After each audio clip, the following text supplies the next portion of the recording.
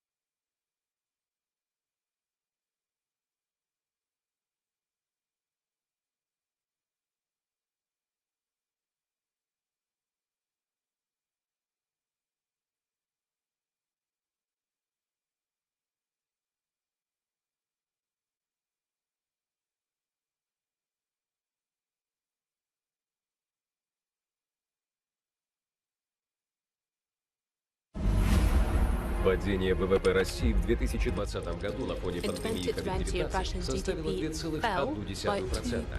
2.1%. Потери доходов компаний в инфраструктурных The отраслях companies российской lost экономики profit in составили примерно infrastructure areas of the Russian 1,9 триллиона economy, рублей. and this loss was Государственные расходы на 1.9 создание trillion и rubles. поддержание State инфраструктурного expenditures комплекса to составили около keep and develop 2,36 infrastructure триллиона complex рублей. was more than 2 trillion rubles, and to decrease the deficit of infrastructure investment, beneficial financial instruments are being developed. They're united in infrastructure menu. The loans financed through infrastructure bonds, DOM RF, infrastructure budgetary loans. Займы Фонда реформирования ЖКХ Loans за счет of средств the Фонда foundation национального благосостояния. of utilities Каковы перспективы reform, развития рынка зеленого and финансирования в what России? are the prospects of green financing market in Russia? What about the regulatory framework? But also about city projects financing with the use of DOM RF bonds and infrastructure loans. Will they be in demand among the region's Moscow Financial Forum?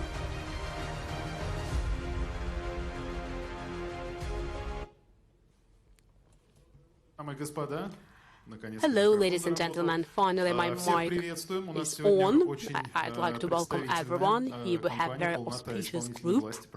Actually, we have all the representatives of executive authorities. And today we will be able to speak specifically about investment loans and about comprehensive territorial development. But in the very beginning, I'd like to mention that finally, well, I guess that no one needs the explanation of ESG, because it is quite common for us, and we understand why we need it, why business needs it, why investors need it, why the authorities need it. And today we will speak about regional infrastructure, about the mechanisms of financing, and to achieve the goal of sustainable development.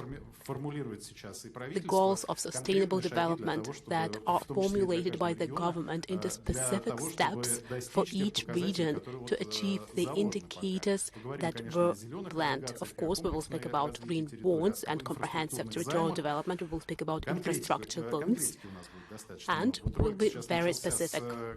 We've seen this video, and in the very beginning, it actually was devoted to the pandemic of COVID-19, and it has shown why we need all of that for the business, for the authorities, and of course, for the people. And in the very beginning, I'd like to introduce myself. I'm Dmitry Shugurev. I'm the host of information channel Russia 24, and I guess that now I'd like to congratulate financiers with their professional holiday. So a round of applause to everyone who is related to financial sector. Now I'd like to introduce our speakers.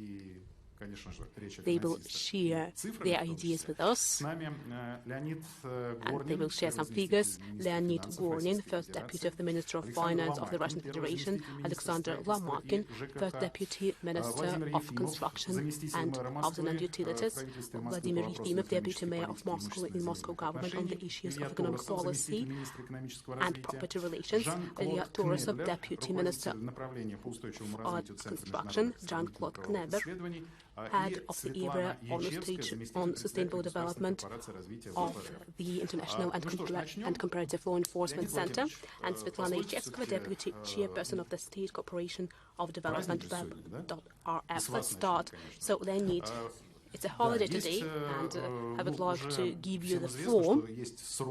Everyone knows that there is a specific time frame to submit an application for infrastructure budgetary loan until the 1st of October, and I guess that the regions are submitting them now. And what projects can be encountered most frequently? Hello, distinguished colleagues. Hello, Dmitry. Indeed, this year we launched an unprecedented volume of infrastructure loans to Russian Federation constituent entities for the development. It's no secret that many constituent entities of the Russian Federation have dreamed of increasing the costs for investment. This is a competitive advantage for every constituent entity to unveil the economic potential of every constituent entity, and the lack of resources actually didn't allow them to do so. So with that, it would be possible to expand the advantages of each constituent entity, to unleash their potential. And indeed, constituent entities are actively working in this area. Their resources are very extensive. And for most constituent entities, and now we're speaking about the first stage, this is 500 billion rubles. And within the current regulation, the constituent entities are in difficult conditions, because until the 1st of October 2021, the constituent entities should represent their projects. And I'd like to emphasize that for quite a long time we have been discussing the instruments for providing these resources for the development of each constituent entity. These can be classical inter-budgetary transfers or loans, but it is done in the form of budgetary loan, so they will have to repay it, and the interest rate is decreased 3%, but they will have to return these funds. It emphasizes that the constituent entities will need to use these funds, and after that they repay them. They will use them for successful projects. So, Leonid, if you allow me to do so, because actually I want us to have an interactive discussion. Russian region, well, yes, it's a holiday today, so I apologize. I just used this opportunity to talk. Well, still, the range of issues is extensive, starting from transport infrastructure and finishing with residential housing construction. These are the costs associated with additional release of infrastructure limitation for new production. These are three basic areas for today. And what are the examples? This is the construction of metro, the construction of speed tram, the construction of transportation hubs. This is a very wide range that will release the infrastructure limitations in each constituent entities, and we know that the regions have specific problems to use the funds, the budgetary funds that were allocated. For example, recently we talked about it with the Minister of Finance, Anatol Siluanov. So, of course, we're discussing different things, but still, in your opinion, is there a specific problem regarding the understanding of infrastructure projects that the regions need? How to formulate their demands? You know, they say you should be afraid of your desires because sometimes they come true. Indeed, there are some difficulties. I cannot hide it. That's why I said that the time frame is up to the 1st of October, and it is a challenge for most constituent entities of Russia. Are there any ready projects? Most constituent entities of Russia actually do not have many ready and effective projects. That's why there are difficulties. And I'd like to mention that among the 500 million rubles that we provide the entities up to 2024, today, less than half of constituent entities have already started this process. Actually, they're close to finishing it. And we know that some regions will have this situation. I guess that we will speak about private-public partnership and the development of specific infrastructure projects. And now, speaking about the regions, what is it like? And is it like that? Yes, you are right. Most projects are based on private-public partnership because the ideology is that they will have to return these funds. And the main criterion for selection is the participation of business, of private capital. So this is a very clear criterion. Per 1 ruble of budgetary investment, there should be at least 1 ruble, and even more, speaking about the second stage, of private funds. And it is clear that business will participate. Now, the question formulated by the organizers. They actually knew that you would come and they prepared this question for you. This is the question about the necessary infrastructure that the regions need. And this infrastructure does not generate significant budgetary income. Is it planned to maintain development and modernization of such infrastructure? Indeed, there is a limitation. This is a budgetary effect, because over 15 years there should be a source of money return, but this is not only tax income. We actually look at the sources of return as a whole. That's why business participation will actually contribute to the necessary monetary flow during the period of 15 years. And we look not only at additional income sources, but also direct investment return. And in this regard, it's necessary to discuss this term ESG. Well, it's clear that everything is quite transparent and understandable for Moscow. Investors and the government understand why they need it, and people understand it, and the management understands it, that it's necessary to take care of the environment, that there should be some social programs. And this is actually regarded as a whole, but in other regions, is there an understanding of why we need it, why we invest into such projects, why we promote them, when the economic situation may actually show you that you can select something simpler?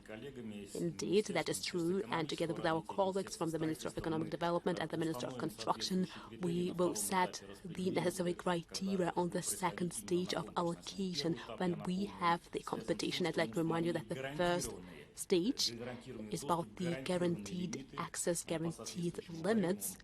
Following specific algorithm, it is transparent and clear for every constituent entity, and we will also have competition. And I'd also like to mention that we will set the criteria related to agglomeration approach.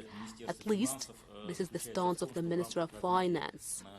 It states that within the strategy of space development, social and economic development of the Russian Federation, we will be concentrated mostly on the development of agglomeration. So we will try to concentrate our resources and infrastructure loans following this approach. Well, it's quite clear the development of agglomeration already includes the comprehensive territorial development that we're discussing right now. But what if we're not speaking about an agglomeration, but rather about some towns that cannot be referred to as an agglomeration? Yes. Yes, we will do it. So, we selected this vector to be applicable to everyone. Yes. Would you like to add something else? I asked you so many questions now. I guess that I spent too much time. No, that's quite okay. Actually, we have enough time for everyone. Alexander Nikolaevich, I guess that now we can move on to construction, to housing and utilities sector. And the organizers said that in the end of 2020, the changes of city development regulation were introduced.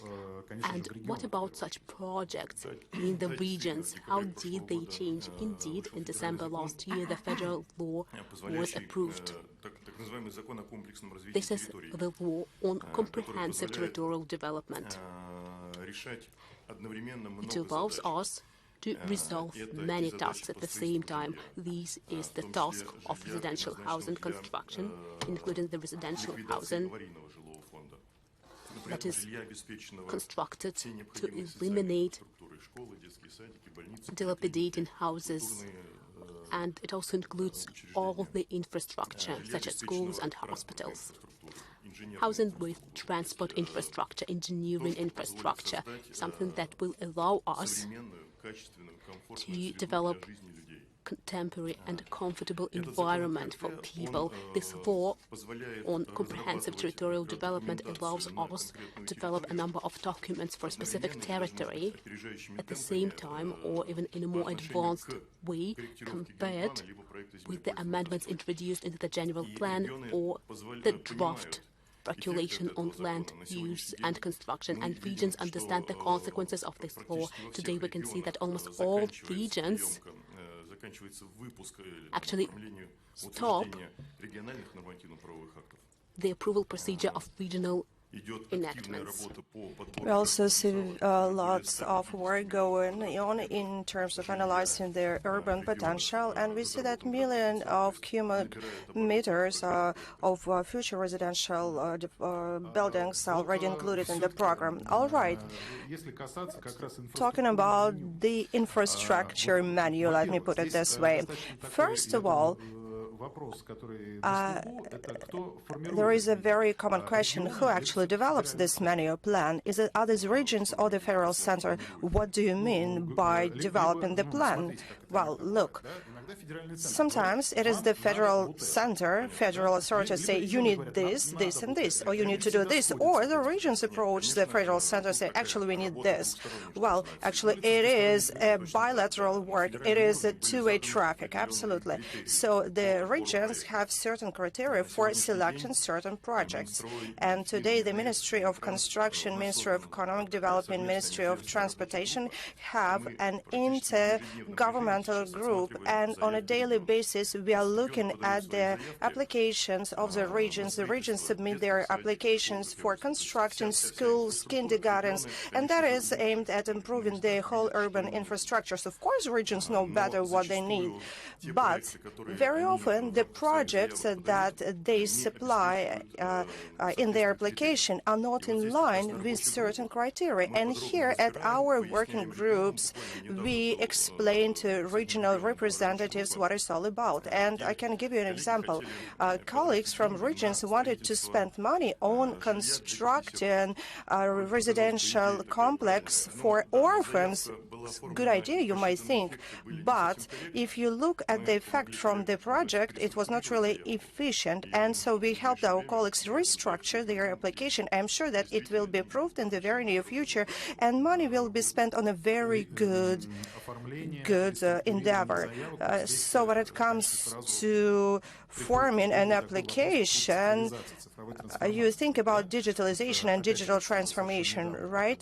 So a few days ago, the Minister of Transportation reported to the President, and he said that we are converting all activities in their digital format, and that will allow us to save billions and billions of rubles. But when it comes to residential development, when it comes to constructing some social facilities, where are we? Well, we understand that digital technologies reach some regions faster while others are lagging behind. Well, absolutely. So far, it is a manual mode, but everything what is related to construction, everything what is related to urban development, designing objects, so on, all these processes are being modernized, and of course, we are introducing digital technologies. As of today, we are going to establish the Institute of Spatial Planning, and we understand we need to start from collecting data about regions, about urban areas, agglomerates. So you need to start all activities in a digital format from that point, from the idea, and ending up with commissioning certain object. Of course, every stage will be digitalized, and of course, you understand that you cannot do it overnight, but yeah, digitalization is part of the abbreviation we started with. This is part of ESG, and of course, it will be quite challenging to implement all your ideas without digitalization, right? Absolutely, yeah. We are collecting the applications, and we are not going to stop at this. We are going to develop an electronic system that will allow us and our colleagues from Ministry of Finance and regions from colleagues to communicate a lot more efficiently. Okay, Alexander, I almost forgot to ask you my main question. When it comes to mechanism of infrastructure bonds, that is DOM-RF or House.ru, so it is aimed at developing infrastructure for residential development. So my main question, how much is it going to cost? And will the cost of houses for consumers change after all? Well, beside from infrastructure budgetary loans, we have a different tool. And through the foundation of modernizing our utilities sector, we would like to provide the loans. And yes, there is also a tool as the infrastructure bonds, and that is DOM.RF or House.ru. So similar to mortgages and other financial tools, all they need to bring cumulative beneficial effects, and we should see the increasing number of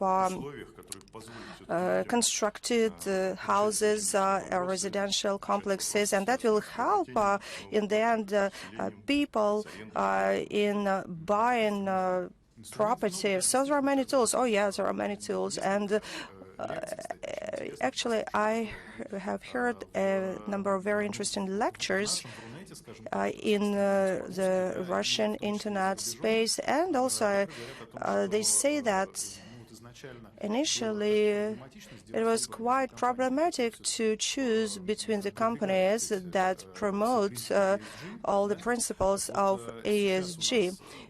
And as of today, when you choose projects that are offered by regions, how do you track the conformity with ESG principles? Do you look whether the company is focused on protecting the environment or not? Yes, this is one of the criteria that we take into the account. Maybe it's not the core one, but certainly we keep it in mind. As for kindergartens or constructing kindergartens, this is a routine thing. For instance, when an investor or construction company enters a certain region, you should ask them. With houses, with residential development is clear. But talking about social infrastructure like hospital, outpatient clinics, kindergartens, do they apply those principles? And also, are there any criteria that allow you to comply with the ESG approach? Today, transportation plan is very important because depending on how you organize the traffic in the territory, you will be able to solve these issues. You need to minimize the routes, you need to minimize the excessive CO2 emissions. It's all very important, of course, and when it comes to comprehensive urban or territorial development, we certainly look at the transportation lines. Okay, Alexander Nikolaevich, thank you very much. Now I give the floor to Vladimir Vladimirovich Yefimov. Talking about the green trends aimed at sustainable development, it's not today just a buzzword, right? Another fashionable trend. We understand that's quite well that is going to stay with us for a long time. If you look at the way Moscow develops, it's very obvious. A few years ago, we even didn't know this fashionable abbreviation ESG, but today we understand what it's all about. And actually, it is also equal to comfortable urban environment. And for Moscow, it's very relevant. And sometimes, yes, we do not mention ESG as an abbreviation, but we certainly imply it. With Moscow, it's all clear. Let's talk about the regions. I would like to hear your advice that you could give to our regions. Where do they need to focus their efforts? And what do they need to do in order to achieve a breakthrough? And so many of them are still lacking it, right? talking about the Moscow experience that could be applicable to other regions. By the way, is it applicable? Yes, of course. Something what you started with. Let's talk about the sources of financing.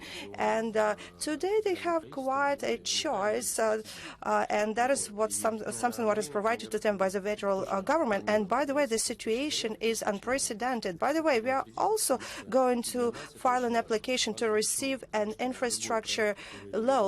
It's very important for us. Why so? Because any project that is implemented today, tomorrow will pay off in terms of infrastructure and in terms of other things. And of course, today infrastructure loan conditions are very beneficial, and it makes sense to take a loan today and implement the project now rather than wait till tomorrow and see the doubling of costs. So this year, for the first time in many years, we have approached the market of loans.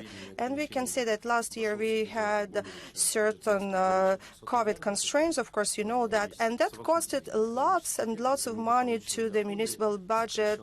We did not receive many earnings in many areas. We also had higher expenditures on counteracting COVID. And so this year we had a choice either to cut down our investment expenditures or approach the loan market. And we decided to choose the second path. Why so? Because it's so important for us to implement the projects we have in mind, because they will provide us with double effect. Also, we have certain obligations for our investors when we committed to developing transportation or social infrastructure.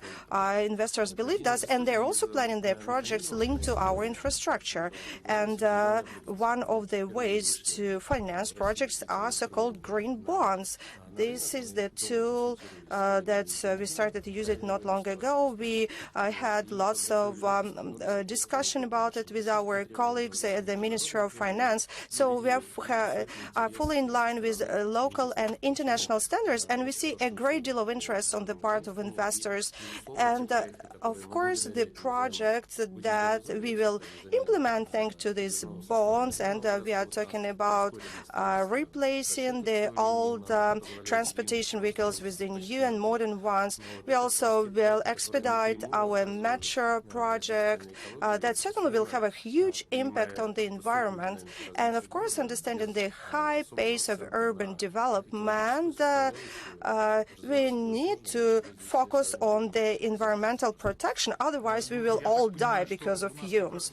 Yes, I understand that the eco-focus is part of the country federal program, and President Putin at St. Petersburg Economic Forum dedicated a huge part of his talk to low-carbon economy and low-carbon industrial development.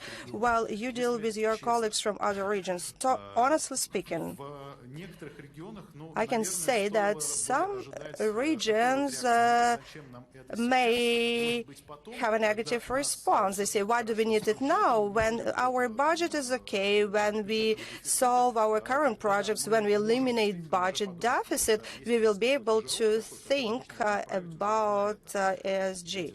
Well, you know, you will not solve that unless you create sources for extra favorable conditions for entrepreneurs to earn money. So if you look at what was going on up to after 2016, we could see a huge increase in earnings happened in 2017, and that is because we started investing heavily in the infrastructure in 2011. So this is a postponed effect, and we can see right now that the increasing budget of our city is explained by the changes in the infrastructure. We also focused on investments, and that certainly paid off. And that's why precisely we have a very good platform, a safety margin that allowed us to go through the past year with minimal cost. Of course, our earnings last year were significantly less, but due to economic diversification in the city, due to our investment programs, our losses were not dramatic. And we understand that investing today in the economy, we lay platform, we lay foundation. And talking about tools, certainly we use green bonds, and it's a great source of investment. And we understand that even expenditures of bond coupons are cheaper for us, or will cost us less compared to the earnings or revenue we will receive. And talking about the green economy, I can tell you that till the end of the year, we are going to issue green bonds for the population, for individuals, and that will allow the Muscovites to participate in our green route program, and will give us a higher return compared to what we so far give return for the consumers compared to what banks can offer them in terms of deposit interest rate. Yes, if you look at ESG sector development, I think it was the UN who has come up with this initiative in 2006, if my memory serves me right, provided the analytics. And at that point, 63 large companies joined the program with a total capitalization of $63 trillion. As of today, the list is far larger. There are hundreds of companies that joined the program, and our overall capitalization is huge. We are talking about gigantic amount of money that stays behind this honorable goal.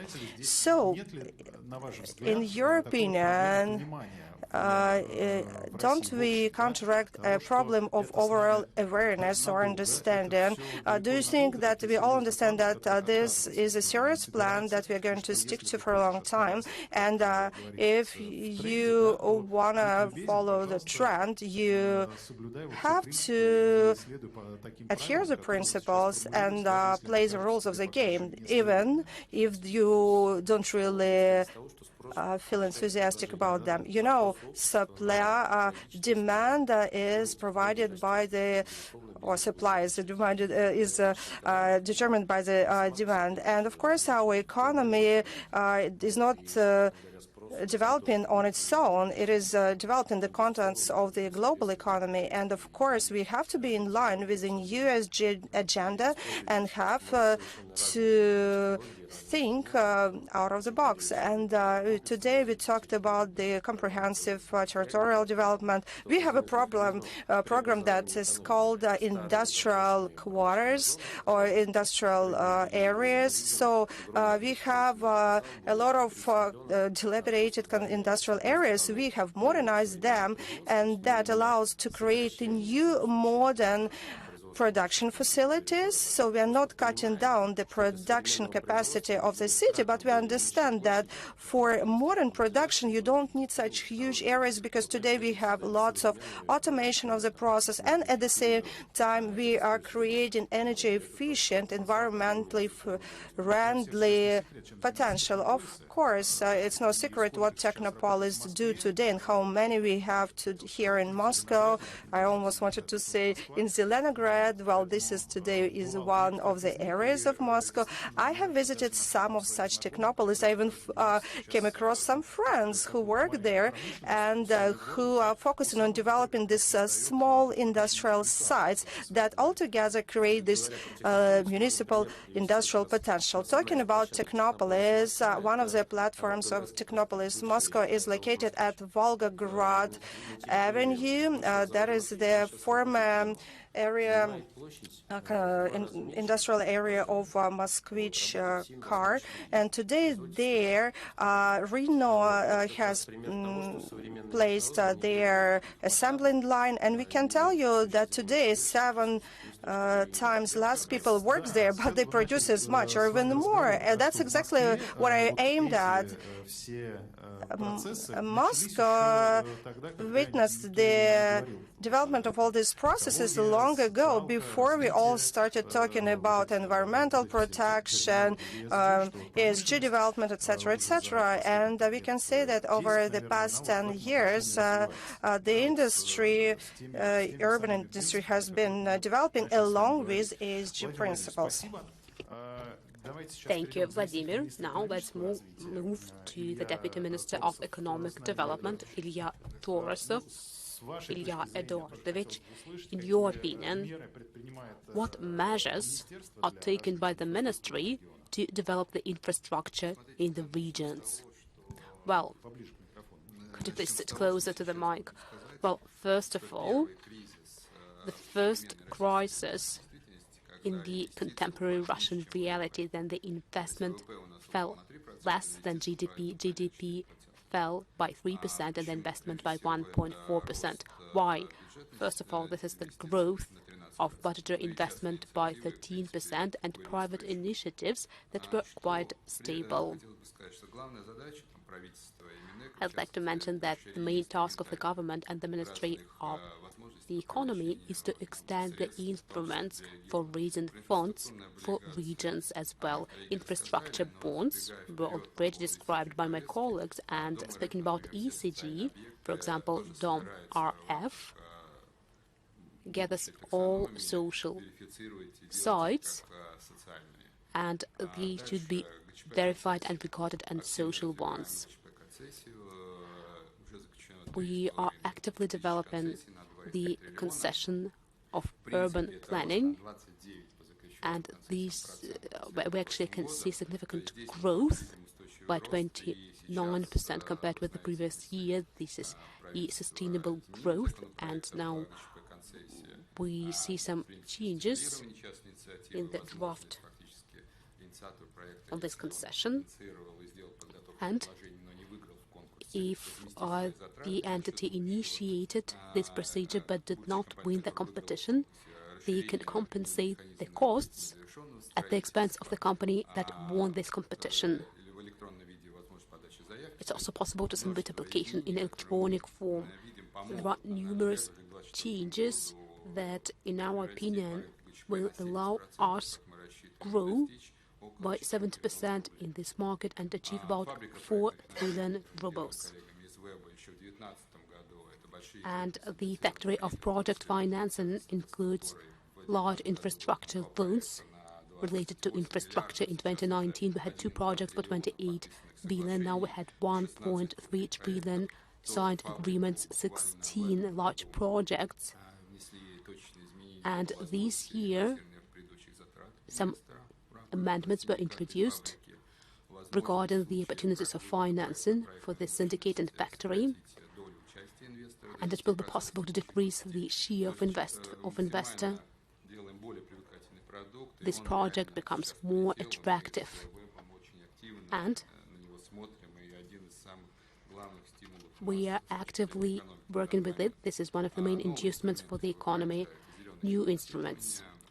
As you rightly mentioned, this is green financing. We already have the list of goals for green financing.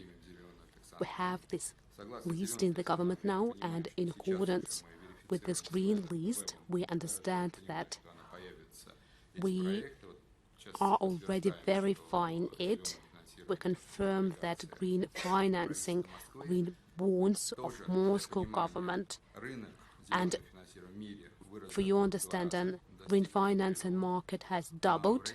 It amounts to 1 trillion globally, and it has grown by 5 times in Russia. And even if we do not consider Moscow government, it has grown twice. This market is really interesting, and we need to develop this infrastructure. I think that it will be one of the best in the world, and on the basis of this regulation, we will be able to launch this market, and we will look at it through the lens of state investment. And the volume of the market is already 114 billion rubles. If we do not take into account Russian Railways, ECG, the next letter is S. We're actively developing social taxonomy. We already had 2 working groups And there are several problems here. The first one is that actually this taxonomy is absent in the world. There is only a top-level taxonomy, and we want to develop the most detailed taxonomy globally. We have prepared it already. What is a taxonomy? These are the criteria of investment projects: healthcare, entrepreneurship, sport and culture, and we understand that the flagship in this sphere is web, and their first project is the project in Yakutia region. My colleagues will speak about it, and our task is to launch this market and become one of the leaders in this market, because this market is growing fast. It has grown 7 times over the last year, and we understand that although it is only 147 billion and the green market is 1 trillion, but still I think that these markets will become comparable. If we launch the taxonomy in the Russian Federation using DOM-RF project and WEB project, we will be able to get the similar volume of the market of social investment. So the volume of green investment and social investment will be similar. We need to expand the range of solutions, and the social and green investment make financing cheaper. And we actually will have very long discussions in Moscow government. So they were discussing green investment, whether above the market or below the market. But globally, green and social bonds allow us to make financing cheaper. Well, we ask a question. Actually, it will help us develop our conversation, and I don't really know whom can I ask it. Probably I can ask it of everyone. If you want, you can answer this question, but I also think that I can ask this question of Vladimir Yefimov. But actually, this question can also be asked to the Ministry of Economy, the Minister of Finance, the Minister of Construction. In principle, Ilya Eduardovich, you said that we see the decrease of investment activities due to COVID. Now, we've seen this fall in 2020. Now we're experiencing growth, and this year we are already 5.4% above the results of 2019. So, from the standpoint of investment, this is a good result. It was achieved thanks to Moscow government, the Ministry of Finance. And yes, that's clear. And the question is, well, it's a simple logic. There was a critical period when we saw decrease of all indicators. And what investment activities can we expect in this case, speaking about residential housing construction? If we build houses and sell the apartments as fast as possible, actually the money is returned fast. But comprehensive territorial development is more difficult. It means that we need to build socially significant infrastructure. We need to think about the environment. It means that you invest more money, and this money will be repaid much later, and you cannot actually plan your income in the short run. And in this regard, have you seen any fear of investors? Because we experienced a crisis period. Well, Dmitry, we are not speaking about feelings, we are speaking about figures. And Vladimir Vladimirovich said that he has seen the growth of investment, and we can also see it.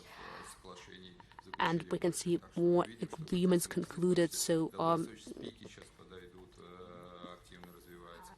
many things have been actively developed, various investment mechanisms.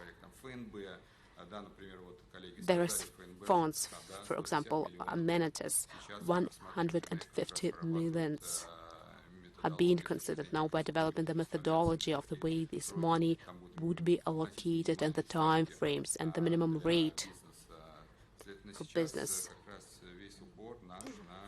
So right now, we are concentrated on investment development. Alexander Nikolaevich. Actually, this is the area you're concentrated on. So the question about investors, do investors participate in comprehensive territorial development? Yes, they do, not only in Moscow, although Moscow is the most advanced region, but several months ago I visited one region.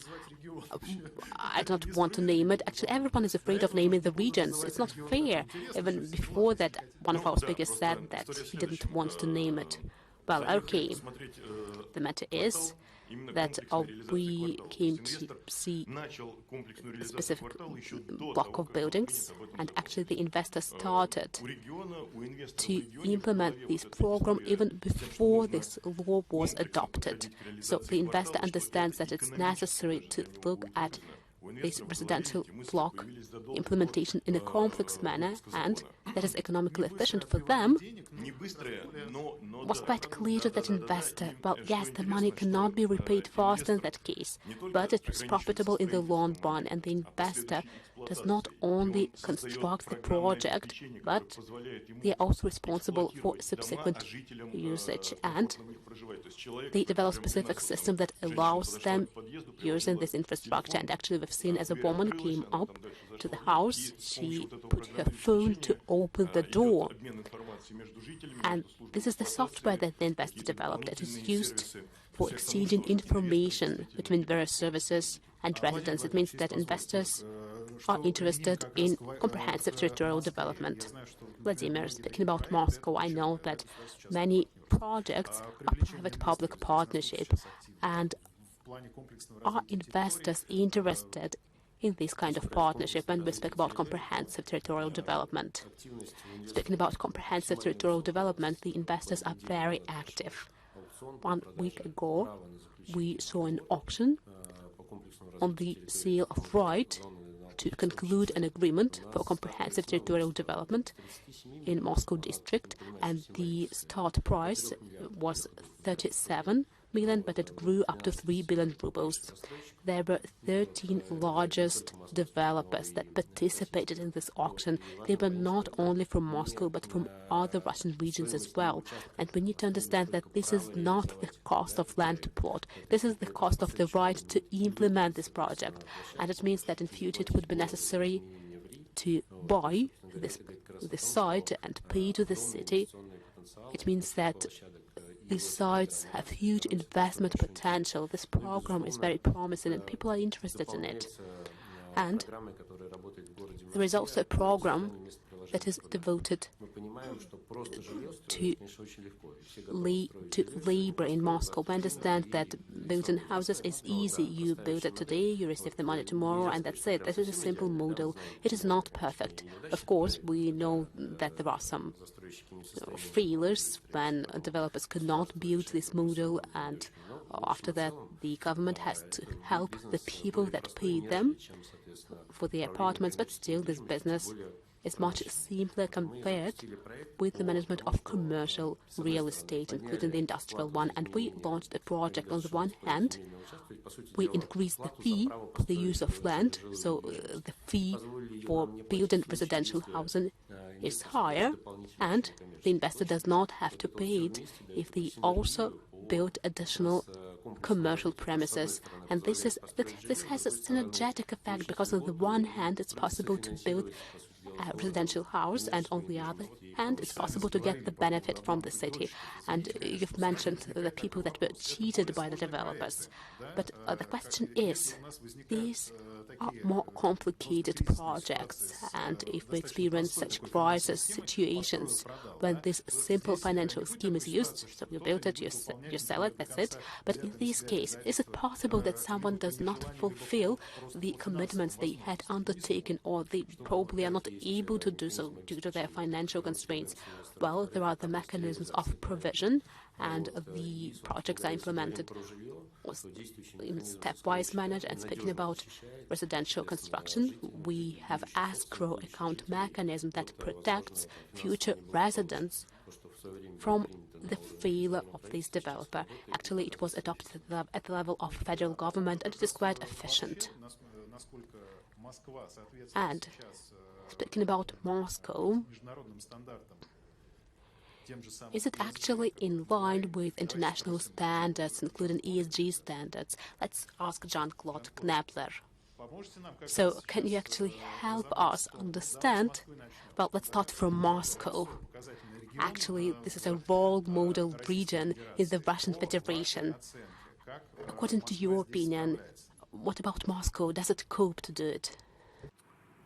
I think Moscow is not only a role model in Russia, but Moscow can be a role model even internationally, because what I see as a simple resident of this city is quite impressive in terms of investment, not only in infrastructure, in transport and housing infrastructure, in social infrastructure like school or leisure areas like parks. Moscow is one of the greenest capitals in the world. But also in the digital sphere, just making life easier and more efficient for residents. So there, it can certainly lead the way. And if there's one thing that I regretted so far, is that the successful placement of green bonds by the city of Moscow was only done on the domestic market and not on the international market. I think there would be a great appetite by investors, both in Europe, but also in other regions like in Asia, to be part of this story. So Moscow can certainly show the way not only to Russian regions, but also to some international peers. And in your opinion, what steps should be done by Russia to integrate into the international agenda of ESG faster and the international agenda of sustainable development? Actually, we all know that the situation in various Russian regions, well, it can be similar and not really similar. If you look, I come from a small country. My home country, Luxembourg. My home country, Luxembourg, has the same surface as only the city of Moscow, with only 600,000 people. So our position in the international environment is very different, because everywhere where you drive for half an hour, you are abroad. In Russia, it's very different, because you can fly 10 hours and still be in Russia. In order to integrate more, the first thing I think that you have to do is to develop and clean a house in your own framework. And I think the authorities have done that very well, to look inward and to decide what do we need to do within Russia in order to be prepared. On the government side, but also on the corporate side, because both need to talk together, especially in the regions where very often the infrastructure is being built and developed by corporate interests in order to, for example, access deposits of metals and other mineable commodities. And from this domestic platform, then reach out to the international dimension. And there, I think a good work has been done in order to better understand and implement the United Nations Sustainable Development Goals. This has been very prominent in a lot of platform discussions. On the corporate side, there are also more and more institutions signing up to the UN's principles of responsible investment. I think another one will come by the end of the month. And then it becomes a bit more complicated because of the overall situation. There needs to be more dialogue. And I was very positively, I don't want to say surprised, but I had a good feeling when I saw that over the weekend in Vladivostok, orders were given by the government to increase the dialogue with the European Union, for example, on how to cope with the actions one side or another in order to fight climate change. If we're talking, for example, about the carbon border adjustment mechanism, which is a big problem, potential problem for Russian exporters, it's something that's there. It's not going to go away. One has to adapt with it and work together in order to find tools, among them green finance, sustainable finance, sustainability-linked finance, transition finance, in order to make this happen for the common goal of humanity, that is preserving our environment. That is the European dimension. And then there's the Asian dimension.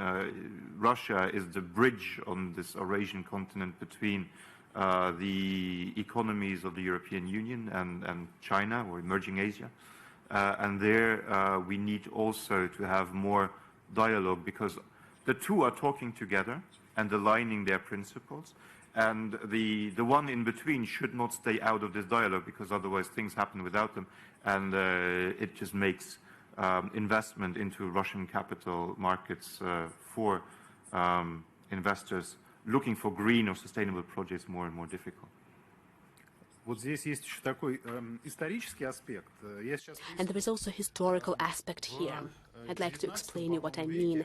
In the 19th century, when European countries started to think about the way they can actually change this shameful page of their history, this is slavery in Africa, when the black continent was used only to take slaves, and this slave labor was used actually everywhere, and the Netherlands actually developed an idea to take one African country and make it a role model, how it is possible without the use of slavery to build an economy there. But actually it got only worse than before, because locally, actually, I think it was in Congo. Locally, in this specific African country, the model was terrible. This was the worst model of slave labor use. A lot of people died, and the execution was just the opposite. What do I mean here? Actually, I do not mean that now in some country we will face these catastrophic consequences on the way of sustainable development, a green economy. No, I mean that one country has this drive, but another country does not understand why they actually need it. For example, environment. Let's look at China. Just recently it was like that, but now it's different. What do I mean? I mean that, for example, four principles of green economy, and it requires some capital investments, and it is more than common economy requires, and another country does not have these requirements. And is it possible that investors move to the country that does not follow environmental laws, the country that does not have strict requirements to social infrastructure and so on and so forth? You understand what I mean? Yeah, I understand what you mean. On the one hand, of course... Вопрос философский. Yeah, a philosophical question. And I would say two things. It's about society. Large international investors are driven by their shareholders, and their shareholders simply do not accept certain practices anymore that were okay in the past. But it's also driven by the people, by the stakeholders in the country. If we look at Russia, if one says that maybe this ESG agenda is not so widely understood by some people in the more remote corners of the country, I don't agree with that. I think the Russian citizens are very much aware of the practical consequences. I mean, nobody wants toxic water coming out of his faucet at home. Nobody wants crumbling school buildings. Nobody wants polluted air. We all aspire to a good quality of life, but we understand sometimes that it's difficult to jump from what one has inherited from the past to the bright and shiny modern future. And it all needs processes, it needs investment. So that's where transition finance, for example, comes in. We cannot say that, I don't know, in the Kuzbas, we will do only green projects. В своей стране, да. In our country, yes, but now I'm speaking about the investors that are looking at the situation in another countries. For example, in China, there are all largest factories of all largest corporations. Why? Because the labor force is cheap there, and this is the economic reason. And is it possible that, I don't know, a second China will appear? Even within China, you had a drive from the coast. When the coast, manufacturing on the coast became too expensive, factories moved inwards, pushing down the wages. But then economic forces play, and if there is demand, the supply becomes more expensive. after China, they moved to Vietnam, after Vietnam to Cambodia and Laos. At some point after currency devaluation, it was actually cheaper to produce in Russia than it was in China. But, for example, in some OECD developed countries, you have now legislation protecting human rights in the supply chain, where the large investors, the large economic industrial investors, are forced to look at their whole supply chain and make sure that certain standards are respected, even if they produce offshore. Those things are maybe not going to be introduced in every country yet, but they are the trend of the time. And if you invest, for example, if you are forced as a multinational corporation to invest in green projects to reduce your CO2 or your emission footprint, reducing your emission footprint by improving your production facility in, say, Russia is marginally a lot cheaper than achieving it in Europe.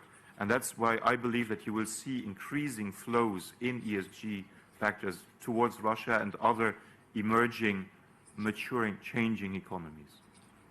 Возвращаясь к ситуации в России, последний вопрос, если позволите. Okay, the last question, if you allow me to ask it. Speaking about Russia, you said that it's necessary to improve communication between Russian regions and the federal center. So that actually the head would understand where the legs go. This process should be in one direction. And in your opinion, right now, how is the situation in the country changing? Probably it is not changing in your opinion. And, well, yes, in principle, it's quite important to understand your opinion about it.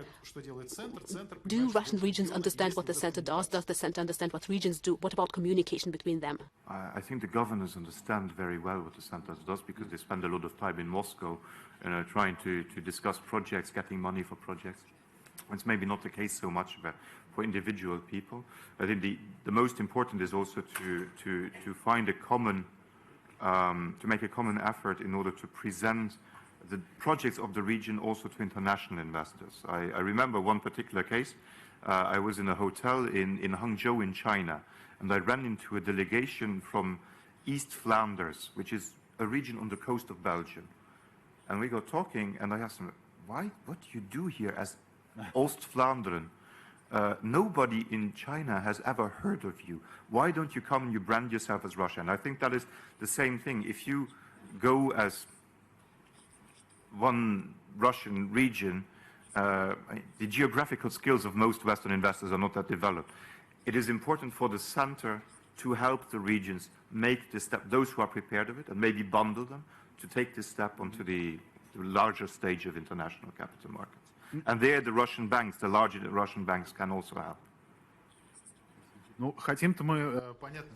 Well, of course, each of us wants the same. We want to live in a country with pure air, where, as you said, it's possible to drink the tap water, in order not to face the situation that China faced when it was not possible to breathe there, and they started to think about the environment.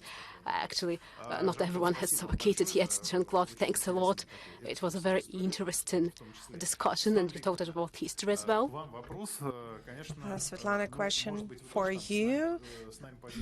Perhaps you can share with us your impressions as to what stage are we at in streamlining communication between the center and the regions. And also I would like to ask about the cooperation of development and how do you follow the goals of sustainable development. Thank you very much, Dmitry. As for WEB, it is a corporation that coordinates efforts of other developmental institutions, so we are very impactful in determining the agenda of many spheres. So we actually feel that we are part of the executive power, and it is more and more evident every day. Of course, we are engaged in ESG agenda. First of all, we are a corporation, and as any country, we are developing our ESG ESG plan, ESG program, but we also impact all investment processes in the country, and we are trying to introduce the best practices of ESG. So today, development without ESG, without responsible management is impossible. It is. First of all, WEB is appointed as a center of competences by the government when it comes to developing investment activities and sustainable development. So all as government, environmental and social aspects have to be an integral part of any investment project. WEB has a methodology for evaluating projects in terms of their compliance with green trends. And when we talk about ESG, it doesn't cover only green aspects. We need to look at this in a broader way. We understand that green first was a fashionable and right trend, and we thought that if we protect climate, we will do well. But the social aspect is as important as the green development and governance aspect as well. So when we talk about the infrastructure, you cannot talk about it separately from its quality. You cannot develop infrastructure in any country based only on budget investments. Therefore, today's tools are key, and investors will approach the infrastructure only if the projects will be of high quality, guaranteed. So today, what we see on the Russian or international markets, liquidity is very high indeed. And today, you can divide investors into two groups: those who are heavily involved in infrastructural projects and also the institutional investors who are our target group, and that's our focus group. And of course, the bulk of capital is held by the institutional investors. Our objective is to transfer their attention from conservative tools to the infrastructure ones, but they will look at infrastructure as an appealing tool only if infrastructure is in line with all economic, financial and environmental standards. We can evaluate today any project in terms of economic and financial effect and investment risks, of course. Then, looking at environment and climate, we need to understand that the project is safe in this regard, and we don't want people to rally in the middle of the project protesting against cutting down trees or killing tigers, whatever. And then let's talk about governance, and that is the project management, and something we need to learn. Of course, we cannot say that we are really good at all in all three areas. In 2020, WEB prepared methodology for evaluating the quality of all infrastructure project. We base this methodology on all best practices. Today we are going to offer it to the government in the track called high quality infrastructure. And today we adopt mostly American and Australian best practices. And as we convert them to our Russian realities, we were able to establish a methodology. Today we are already testing it, and we see that it's really applicable for the Russian market, for the Russian realities. And of course we understand that they need it by the state, because any budget investment should pay off, and of course it will happen only if the project is of high quality. Talking about economics and finances, it's all clear, because the project has to provide return, it has to be promising. But talking about social aspect, this is something relatively new for us, and we think that social aspect is somewhat burdensome, associated with additional expenses, and people feel reluctant dealing with that. But if you look at the focus of the government, the focus are people, the citizens of the country, of a city, etc. So if we keep people in mind, population in mind, if we understand that the infrastructure should be comfortable, safe for the population, it will be good. We understand that any project should engage local communities, and of course, infrastructure should be available for all social groups, including the ones with certain disabilities, be it mental or physical. And if this social aspect is kept in mind, then we are good. Talking about environment, I have already discussed that. It is certainly very important. Now let me add about another tool that WEB launched, developed rather together with the Ministry of Finance, and we are already using it today. And namely, I'm talking about social impact bonds, and these are the impactful projects that help the government in all social spheres where the government finances projects from, but we see already the investments on the part of private investors. What do we achieve by that? The state is not always good in terms of providing high quality and social sphere projects, and investors sometimes know better how to organize these services, how to improve their quality. In that case, the government is ready to buy a ready-to-go social effect. So, the state, at the initial stage, does not pay. The investor uses its money, running the risk. They agree upon the social effect that has to be reached. And if the investor, based on his funds, will achieve the effect, the government will buy it. Oh, that's fantastic. Does anyone work along these lines? The whole world works along this line. I understand about the global community. I'm talking about Russia. WEB does it. We have also developed a legal framework. We have issued tools, directives, and orders so that regions will understand how to handle it. Well, what I'm talking about? Let's talk about a certain region. I can talk about a certain specific project, sure.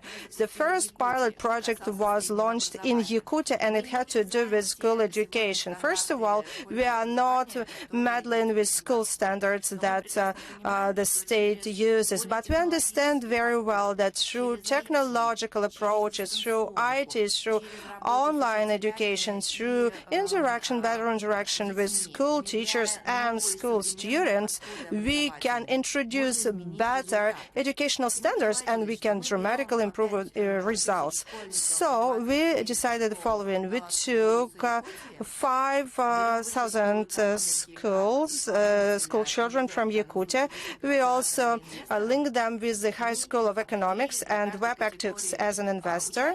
And for every category of students, we have defined criteria and the improvement standards.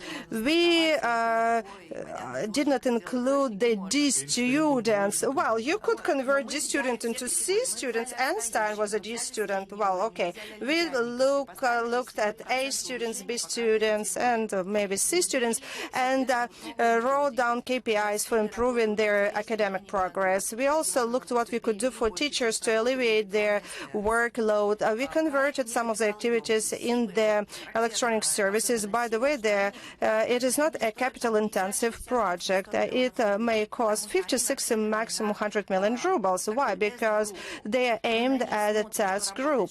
And we test the project, see what works, what does not work. We identify the best methodology, and then this methodology can be extrapolated across the region, and then they don't need an investor. They can do it in a routine way based on their educational plan. So what do we see in Yakutia? We decided that improvement level should be 15%, but actually we see an increase of 30%, quite a difference. In other regions, we work with some challenging social categories such as juvenile, criminals, disabled children, etc. etc. Most of them are able-to working people, and they just have to be taught, and they have to be brought into different social level or social strata, and they're able-bodied, and they can be part of GDP of regions. And if you look at these categories of people, they're associated with the largest expenses of any region. And this is the experience of Great Britain. They launched first projects, and it works. It's a fantastic tool, and we implemented very actively across Russia. Many regions are already engaged. By the way, Web is not an investor of this project any longer. Private investors have an increase in interest, and this product is very interesting. So that works in a really beautiful way. And this is the classical approach of ESG. Instead of, being bogged down in old practices, you move forward, right? So yes, ESG does not come out of the blue. Of course not. And yes, we do need to be innovative. We need to come up with some different approaches.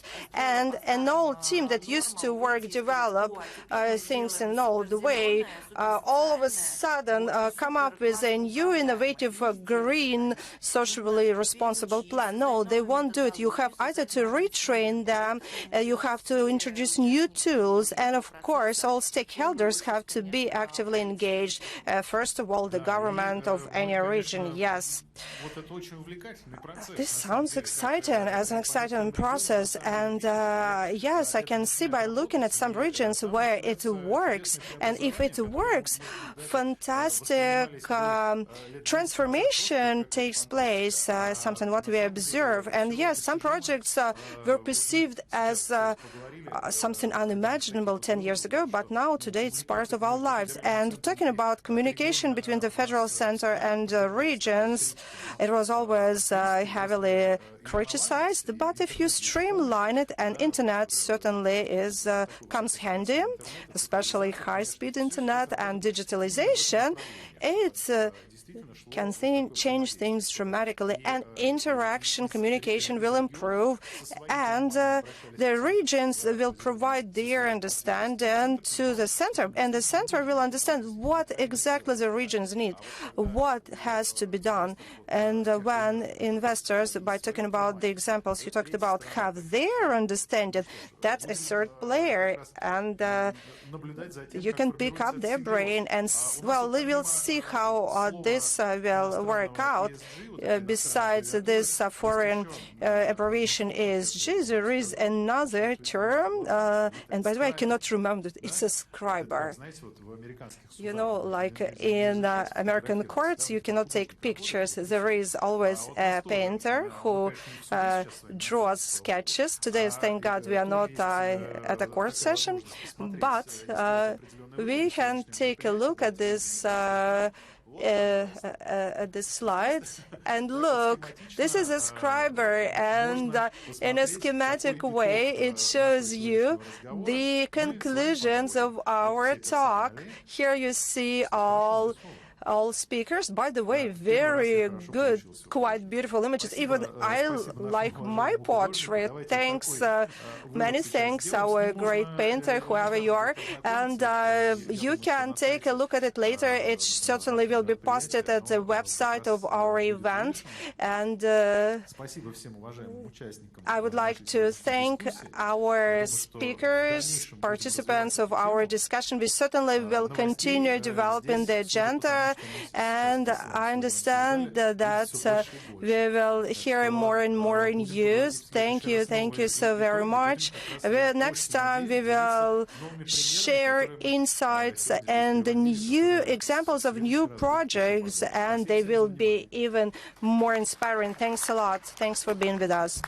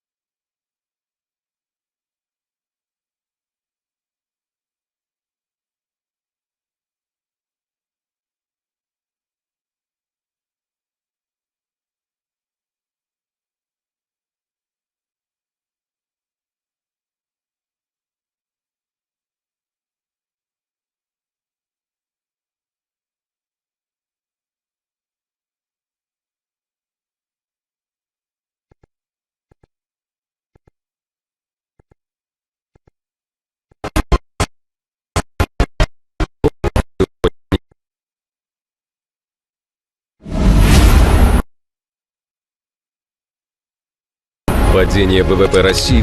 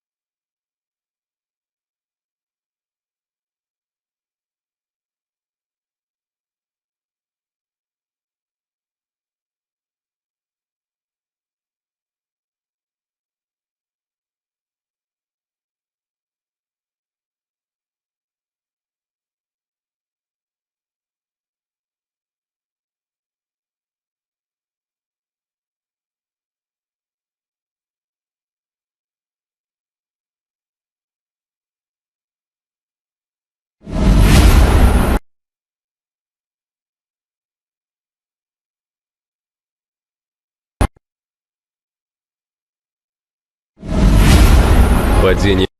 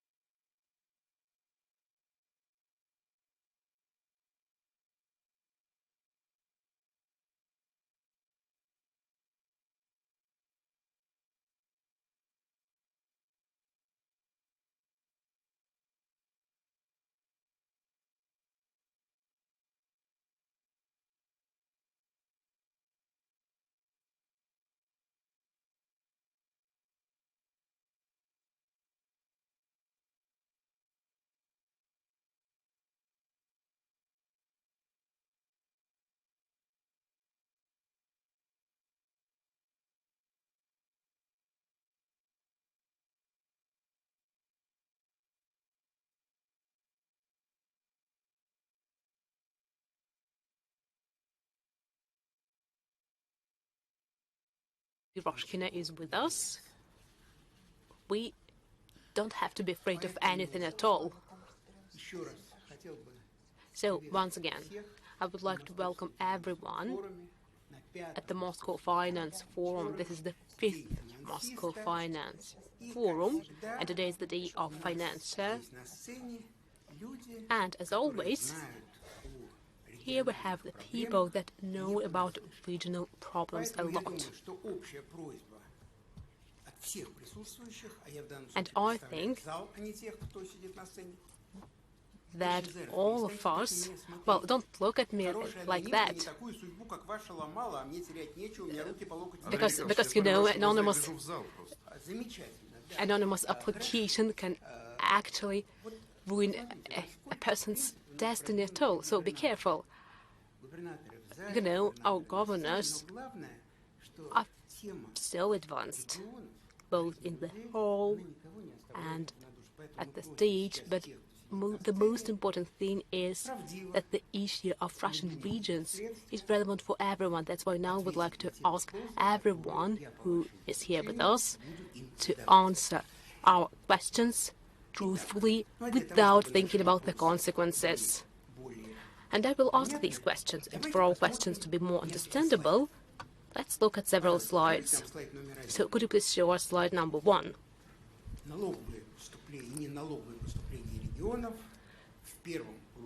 These are tax receipts from the regions that grew by 24% in the first 6 months of 2020-2021. Slide number 2. Unfortunately, this is the average figure only, but value-added tax, and this is the main tax for the region, 56% of all proceeds account for 10 regions. Profit tax, 10 leading regions account for 60% of proceeds. Now, I actually not want to interrupt anyone, and right away I would like to show you slides from 3 to 5, and these are investments into the main capital per person. And we can see that investments directly depend on the number of people that live in the region. Next slide, please. The main funds, it's the same picture in slide number 5. This is the volume of shipped goods produced in the region, and there is a direct correlation with the number of people living in the region. And actually, this was also mentioned today during the plenary by Mr. Sobyanin. It means that the opportunities of the regions are different. And probably this is the starting point from which we should better start our discussion. Today, we hear this word, agglomeration. Agglomeration is proposed to be an instrument for regional development. An instrument for regional development, but if this is a development instrument, then it means that we know for sure what agglomeration is, and in that case probably I'm the only person in this room who does not really understand what it is. So the first question is of the minister. Well, if you are a minister, it means that you are responsible for everything. So I apologize, but right now, could you please act not only as a minister but also as a teacher? Could you please explain us what an agglomeration is and what it gives to regional development? Yes, colleagues, I would like to join all the congratulations that we've heard today at the forum. Congratulations to the people who work in the sphere of finance. This is a serious work that actually determines the development of a specific organization, specific person, and of course, the regions, the country, and the cities. And I apologize for saying that, but actually my colleague died today, So a moment of silence, please.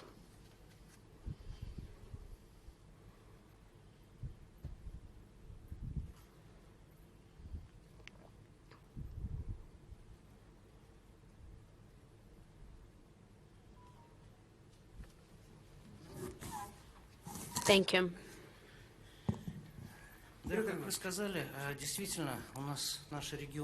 As you mentioned, indeed, our regions have different starting conditions. The opportunities are different. The development of productive power is different in each region. And still, the budgetary mechanisms, the mechanisms of consolidation of various financial processes that are implemented by the Russian government, guided by the president of the country, and national projects, of course, we can see the procedure of leveling.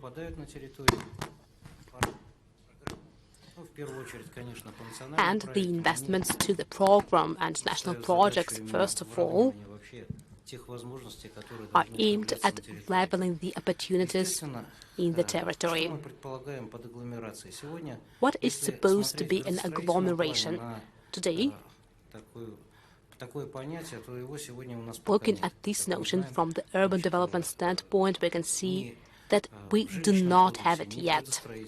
We do not have this notion, neither in residential code nor in civil code or urban development code. This notion has not been introduced there yet. And we need to understand that this task is one thing for the whole country, but speaking about a specific region or municipality, this task would be different. So now we can see that the experience of agglomeration development differs. The approach to territory development are different. Looking at the programs implemented in transport construction, residential construction and industrial construction as a whole, we can see that construction of Moscow-St. Petersburg highway has resulted in a huge agglomeration. 3-hour difference is not essential. It means that this territory becomes a whole, and it requires specific solutions. Moscow and Moscow region decide upon transport availability together, and partnership with Russian railways allowed us to decrease communications and funds turnover is faster. I think that the regional aspect and federal aspect of agglomeration development are, first of all, based on the appropriate solution and concentration of finance aimed at the development of these territories. Because right now, we work with every specific region following the programs that had been previously planned for the national projects and for national goals. Am I right that an agglomeration is a bit more than the number of population living there, or the number of people is the main factor because it's about purchasing power and other indicators? Well, I think that this is a complex task. Not only population is a determinative factor for this agglomeration. Let's take Nizhny Novgorod. We have just celebrated 800th anniversary of Nizhny Novgorod region. And in this territory, there are 9 suburban districts, and Nizhny Novgorod is experiencing the impact of these agglomeration processes. For example, we have unified water channel. They have unified urban development policy, unified policy in the sphere of residential construction and comprehensive territorial development. It means that the region had already decided in what areas it would develop. Agricultural intensification results in the increased number of people living in cities, and this is inevitable because the villages do not need that much manpower. It means that this manpower would be based around large centers where we will be able to provide for short interval for going from work to home, as now we work together with the Institute of Industrial Development. We can use its experience and we can implement its experience using the leverages of federal financing that we have. Thank you. Thanks a lot. Vladimir Vladimirovich, I would like to ask you a question. Besides, Moscow is one of the organizers of this forum. And actually, Moscow is already an agglomeration. I remember that there have been long discussions about new Moscow joining Moscow. And I think that you are the person who understands the advantages and disadvantages best of all. And in your opinion, is agglomeration a means for solving regional problems? Or this is just another form of considering these problems? Well, I would like to say that agglomeration increases the efficiency of used resources because each ruble of investment and each ruble of cost has a different added value. For example, we are developing transport infrastructure so that it would be possible to reach point A from point B much faster. According to one of the most basic definitions, agglomeration is a radius inside which the citizens can reach the center of agglomeration within 40 minutes, 1 hour, 1 hour and a half. It can differ, and actually it means that thanks to transport infrastructure, we increase the density of the economy. And this density allows us to use the resources more efficiently. For example, if we take transport, large city uses large buses, and one driver is quite similar to the driver of a small bus carrying 10 people, and this large bus can carry 80 people. It means that labor productivity is higher. Another example. Small kindergarten is about 70% more expensive than the construction of a large kindergarten, and its use is more expensive too. Speaking about large cities, agglomeration is an opportunity to use the limited resources, and unfortunately the resources are always limited. We always have to find a balance when we build a budget between the main tasks and the things that we can afford, and agglomeration allows us to use the resources we have more efficiently. We can receive faster results, and our return on investment is higher. So, now I would like to add as devil's advocate. Actually, I cannot argue with you, but am I right that all that you say is a matter of opportunities? The opportunities of large cities, the opportunities of large regions, financial opportunities first of all, because this is a financial forum and they are not comparable with the whole regions, not even cities, that are outside the notions that you mentioned. So I have one question. Having heard your speech, I thought that if there is no money, there will be no agglomeration. And I would like to ask this question of Mr. Gornin, because I guess that the Minister of Finance is the only authority that can say that the money will be provided and what the money will be provided for. So will there be any money provided for agglomeration? And what happens if it is not provided? Hello, colleagues. I would like to congratulate you on this holiday and on Moscow Financial Forum, and I would like to thank Andrei Mikhailovich once again for having agreed to moderate our platform. This is one of the most important platforms at our forum. Well, actually, the people will decide whether it's the main platform or not. You shouldn't try to press our audience. That is not democratic. You should not start your speech from threatening the financiers. Well, I'm sure that you are a very intelligent person. I think that you wouldn't have agreed to moderate this subject unless it were the main one. I guess that the regions agree with us. Well, you see that the Minister of Finance is growing, indeed. Andrei Mikhailovich, indeed, this question is very appropriate. We need to answer the question why. Why did we start speaking about agglomeration? It's no secret that we have very low level of global competitive advantages. Speaking about our cities, the economic potential, geographical potential, cultural potential of our cities, especially large cities, is very high.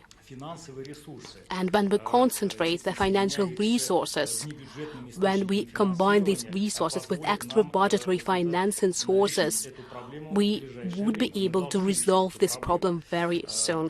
And we should resolve it, because we need to become competitive globally. It's no secret that according to the statistics, we can see high differentiation. And it's growing. I'm speaking about the differentiation not only between constituent entities of Russia, but also between cities. And we've seen this growth for the last 20 years. What can we do? Of course, we need to concentrate the resources. But colleagues are right. This is an instrument for increasing the efficiency of budget resources use. And we do have money for it. I would like to answer your question. Yes, we do have money for it. And the proposals, the infrastructure menu, as we called it, has 4 basic areas. And all of you are aware of them. They were mentioned during the plenary session, and I think that they will allow us concentrate the financial resources, and that is more than 1 trillion rubles until 2023, and we will use these resources. We will focus on large cities where there are a million or more residents, and it will allow us to develop the economic space in the territory of Russia. We do have money for it, and I think that we will develop this discussion. These are infrastructure loans. It has already been mentioned, 500 billion rubles. That is the first time when these resources are provided. Well, we frequently hear about it, that if necessary, this amount will be even higher and we can prolong the time frames. But I think that now you will correct me. As far as I know, besides, for about a year, everyone has been hearing about these 500 billion rubles. The president in his message said that this is a unique opportunity. But as I understand, right now, 60 billion rubles had been allocated. Is it true? Actually, no. Not quite so at all. Today, we have stipulated the deadline for submitting application, that is October 1st. Then in the next month, we will approve all the processes, we will finalize all the processes. But as of today, we have already processed 8 applications from 8 regions, so we have approved infrastructure loans for them. And allocation in the full scope will start as of November. But if you look at the number of applications, they're already worth of 500 million rubles. So you actually have outpaced my question. And I wanted to ask you, well, I believe that at the point when the president said that they will provide the funds, I thought that you would be inundated with a number of applications, not only substantiative applications, but others as well, and you will have to increase the fund because applications should be quite substantiative. And also the president said that the government just should not be an observer, they should be involved in helping filing applications, structuring them, etc., etc. So I don't want to argue in terms of the time interval and deadlines, but I thought that many of regions were not ready, and now I'd like to give the floor to your colleagues, so let's see what he has said.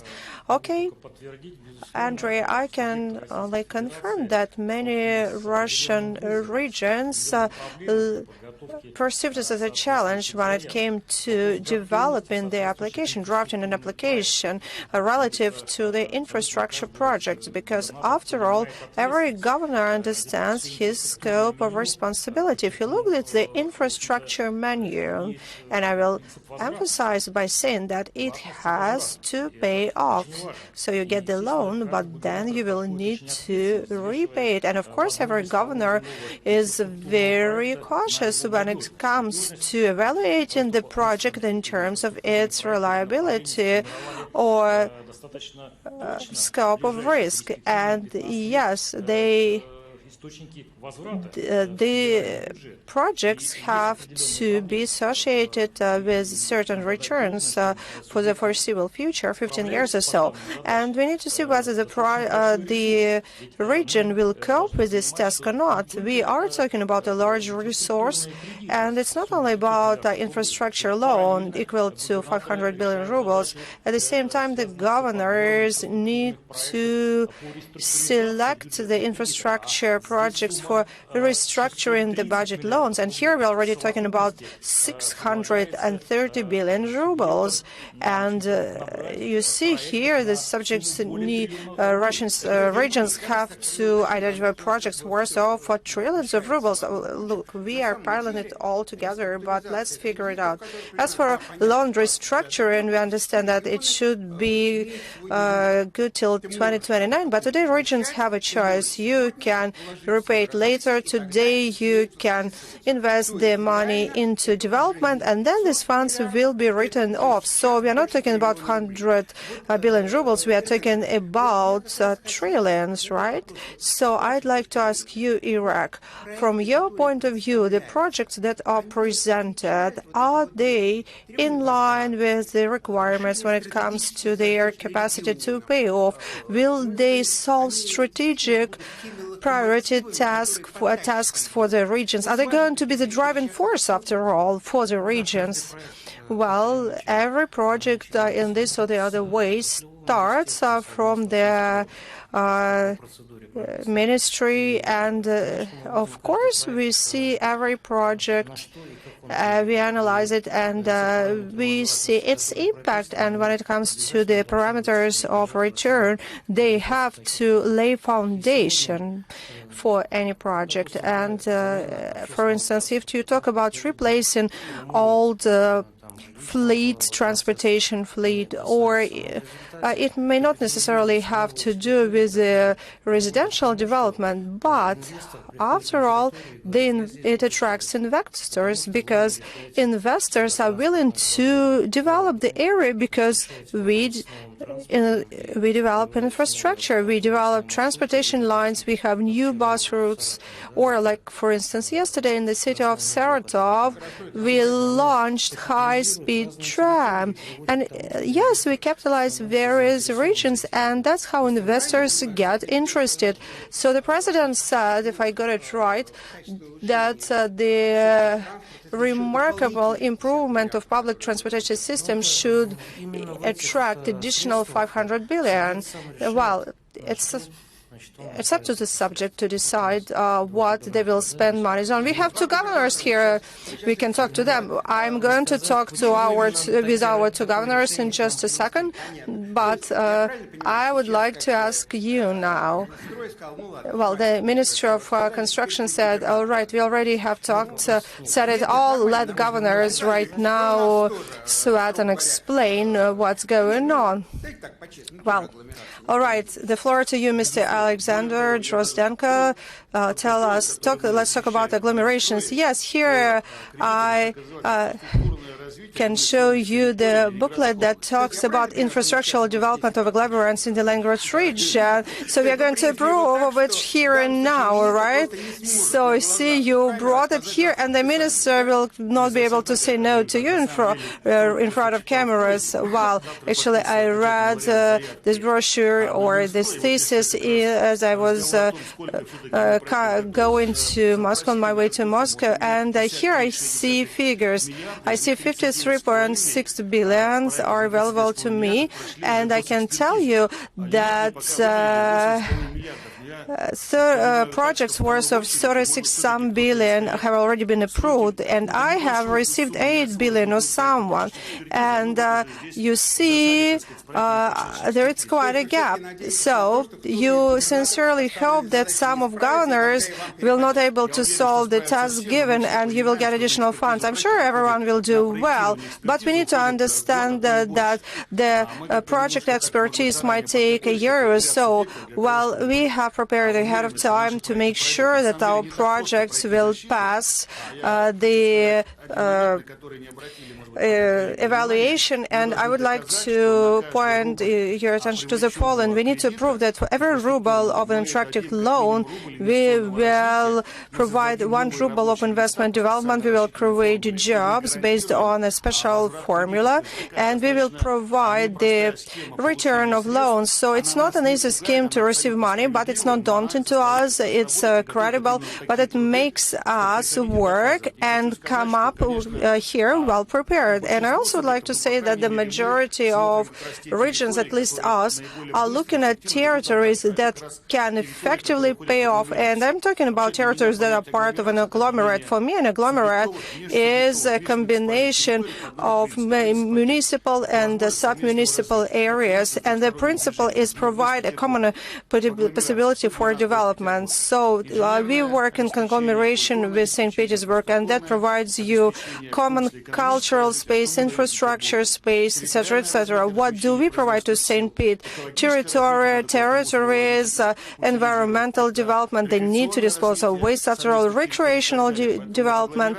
So agglomeration is impossible unless you provide two-way traffic or bilateral interaction and effective communication. Okay, let's move down to the Volga region and see what's going on in your region, Dmitry. Well, I would like to get back to the term of agglomeration to understand what it is. You are not going to sign any papers. We already have signed them, and actually, Irek already told me that an important document for me has already been signed. It was done yesterday. So I would like to give several quotations and as an introduction, hopefully not as a closure. All right. First of all, the policy of the state is based on geography. Sometimes it sounds more stringent, more tough. So sometimes, as Napoleon said, geography is either your destiny or it is a sentence. Wow, you are digging quite deep. Well, let's this 1st of September, current year, and talking about defining the term agglomeration, I would suggest that you think of it. I fully agree with the Ministry of Economic Development that we have all tools to develop agglomerations. We have legal framework, all regulations, but how would you choose your priorities? If you can do it only unless you define what agglomeration is for you. And I will give you another quotation. Mr. Gornin said that there will be additional criteria used in distributing funds. And I hope when it comes to, for infrastructural project, yes. And indeed, today we have a list of 20 largest agglomerations, and Samara and Tolyatti are largest conglomerates apart from Moscow and St. Petersburg regions.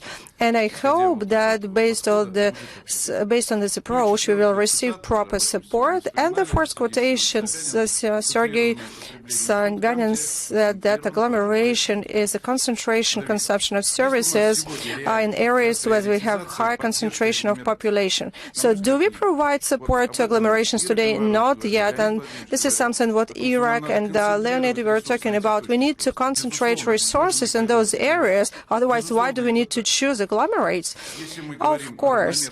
And if we would like to provide equal development, and actually it may sound populistic, it sounds good, it's one thing. But if we concentrate funds on agglomerations and we understand why we do it, we need to identify tools that will help us do so. If you look at our educational center, it became the winner in the tender, and now we are doing a tender for constructing campus. And yes, if you want to support infrastructural development, of course you need to do it, and then you will receive additional points of growth. And regions are ready to take responsibility. Vladimir Putin said that the regions should be more courageous in terms of taking responsibility for large-scale infrastructural projects. And Samara is on the forefront because we... and by the way, was that a hint, kind of very severe accusation for the rest? No, I'm just saying that we are working along the lines defined by the president, and we right now constructing a bridge across Volga, and that's a private-public partnership, and it's going to be part of the international route between Europe and Western China. And it is our region that initiated this project. Yes, there was a directive from the president, and this is something what is reflected in the transportation strategy. May I interrupt you? Of course. Well, I know what you're fighting for, and considering my position, I understand what every region stands up for. You are fighting for the embankment into the city of Tolyatti, and if you look at it, it should be a point of growth. But if you think about the local citizens, it may be less important compared to the bridge. I'm not trying to compare the importance. I'm trying to talk about the following. What I feel confused about is the following. We say that the point of growth will spur the economic development, but the president and the Prime Minister say that the population should be in the heart of everything what we do. And we say that this object will provide us this, that object will provide us that. But let's not forget about the social well-being of our citizens. And this is not something what you will talk about, but your colleague from Siberia. No, let me talk about an agglomeration project, and I'm talking about high-speed transportation line between Samara and Tolyatti, 15 billion rubles, and we receive great agglomeration. Yeah, I understand you will get the money and everybody will move to Samara, but let's move on to the Siberian region. From your point of view, Novosibirsk is a huge region, it's quite important, but what do you have to say in this regard? What do you want me to talk about? The agglomeration, in my point of view? Yes. As for agglomerations and the role in economic development, it's not the first time we're discussing that. We start talking about it and then we set back, and I will agree with Dmitry, it's not quite a popular topic, but Here, I believe that we have somewhat skewed motivation and terminology. We should not talk about agglomerations, rather about the points of economic development, and that would encompass the large cities and the middle-sized towns and regions. If you look at Novosibirsk and Novosibirsk region as any other area in our country, municipalities that include surrounding areas can be also referred to as agglomerates with all the tasks they have. I can tell you that in the Novosibirsk region indeed have such centers. We are talking about towns with the population of 30,000 people and so on. I'm talking about Saransk and some towns maybe you have never heard about, but they fit in the model of agglomeration. And when we talk about the development of our centers, we need to keep in mind such towns, and of course they are instrumental in terms of the local economic development. Talking about motivation, I would believe it is wrong to talk about setting priorities. I don't think we really need any priorities at all.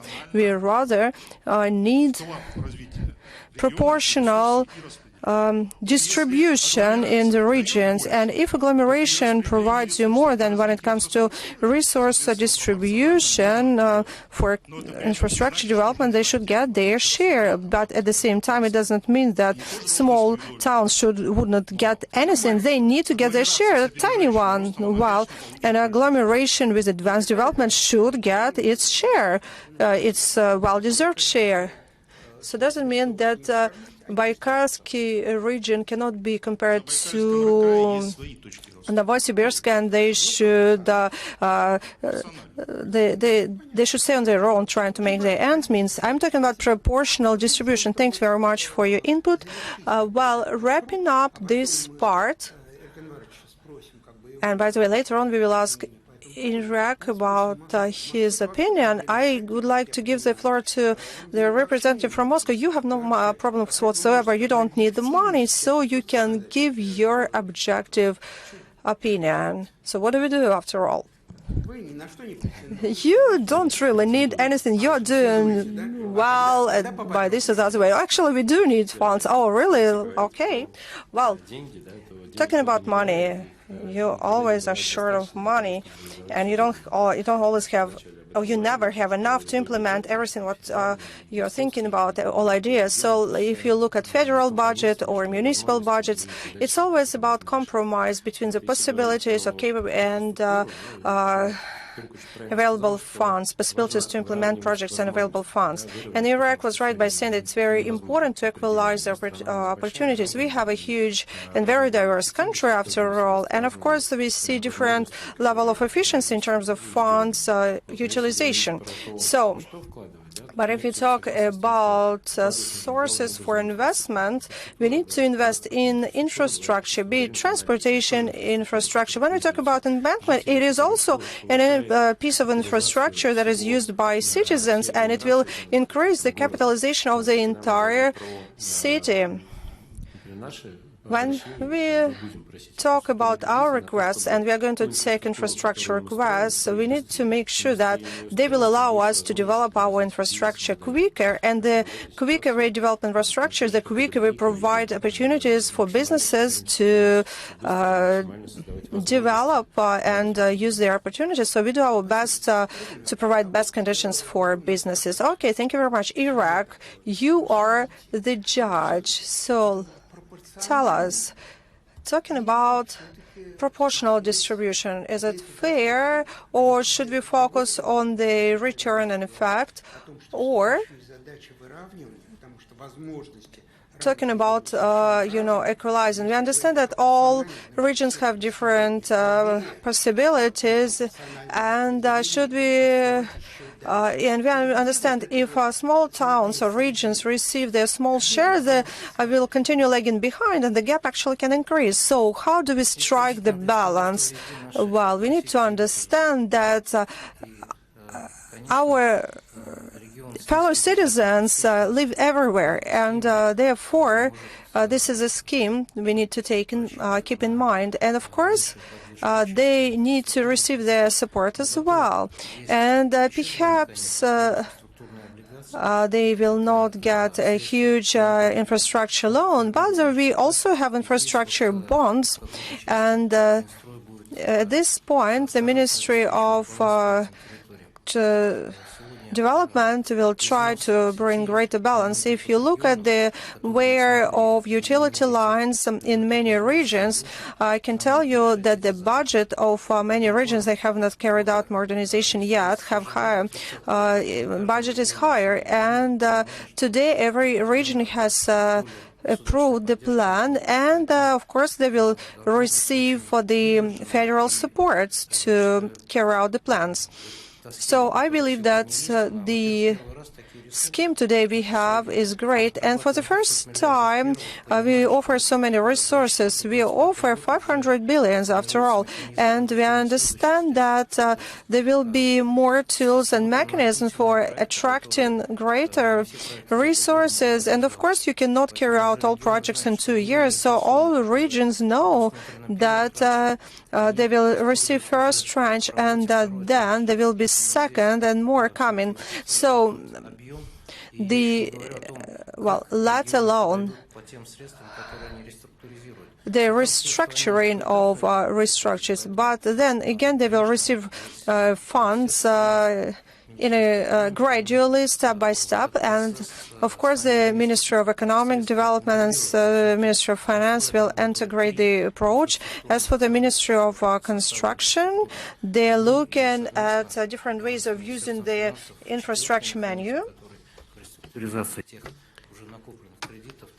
And during the restructurization of accumulated loans, it will be applied. Let's try doing it. We are following this direction, and we help regions prepare the necessary documents. A lot of work has been done in the sphere of regulatory documents.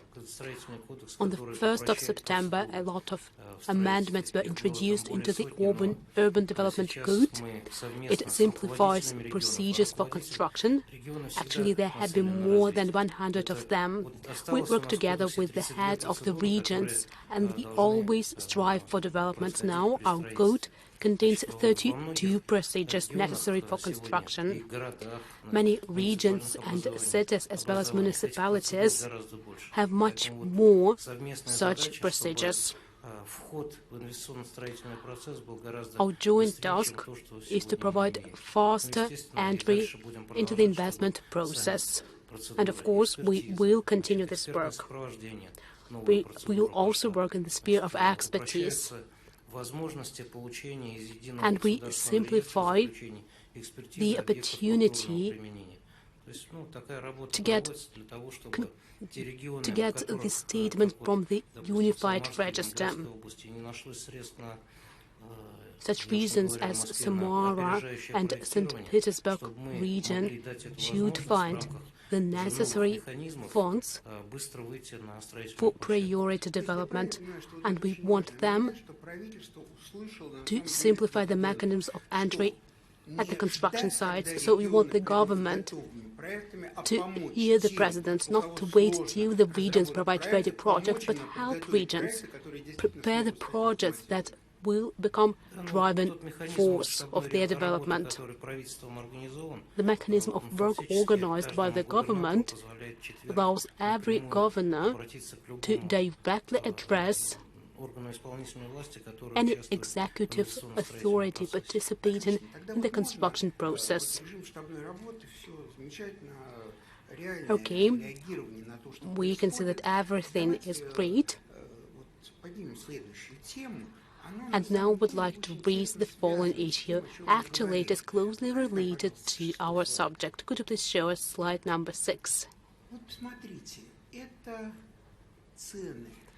These are the prices for the materials. These prices determine the cost of any construction.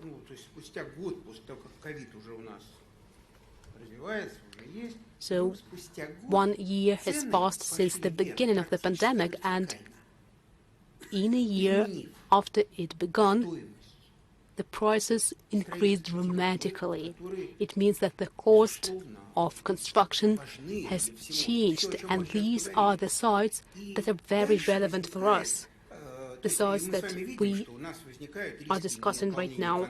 And here we can see the risks that the contracts would not be fulfilled. Businesses do not want to participate in tenders.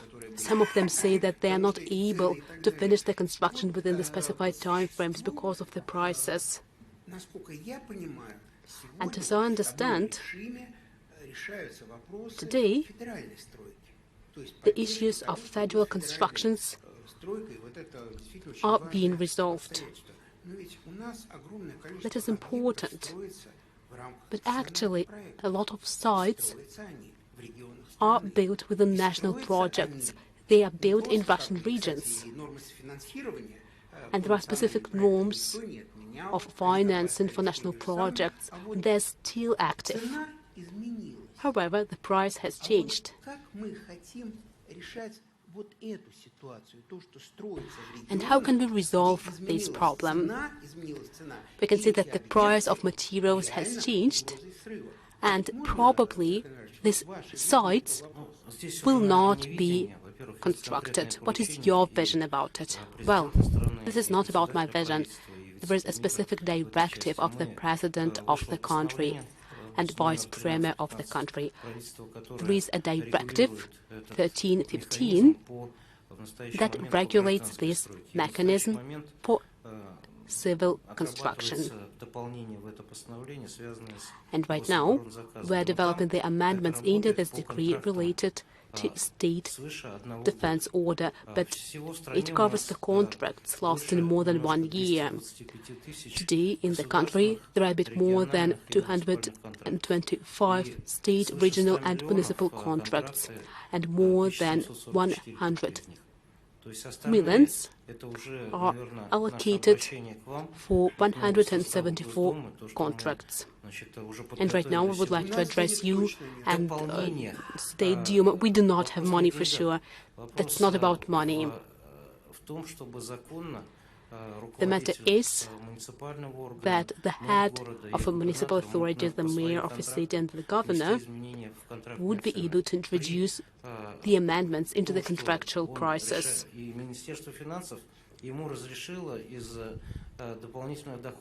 The Ministry of Finance allowed them to compensate for this gap using the additional income. And now we're actively developing the procedure of compensation for these sites.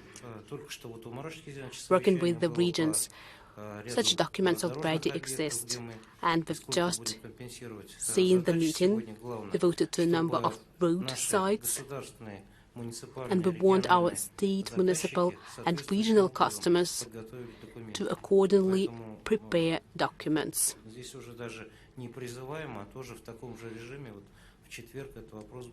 So it means that this is not a call, but on Thursday we will discuss these issues with the heads of constituent entities. Great. So I would like to understand, does this problem exist? Of course it does. I would like to address the governor.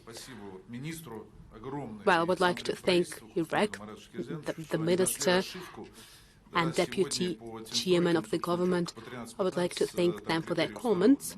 And indeed, we do have the criteria according to the decree 1315, and now we can provide all this document to the expertise to confirm the increased cost, and here we have an opportunity for compensation.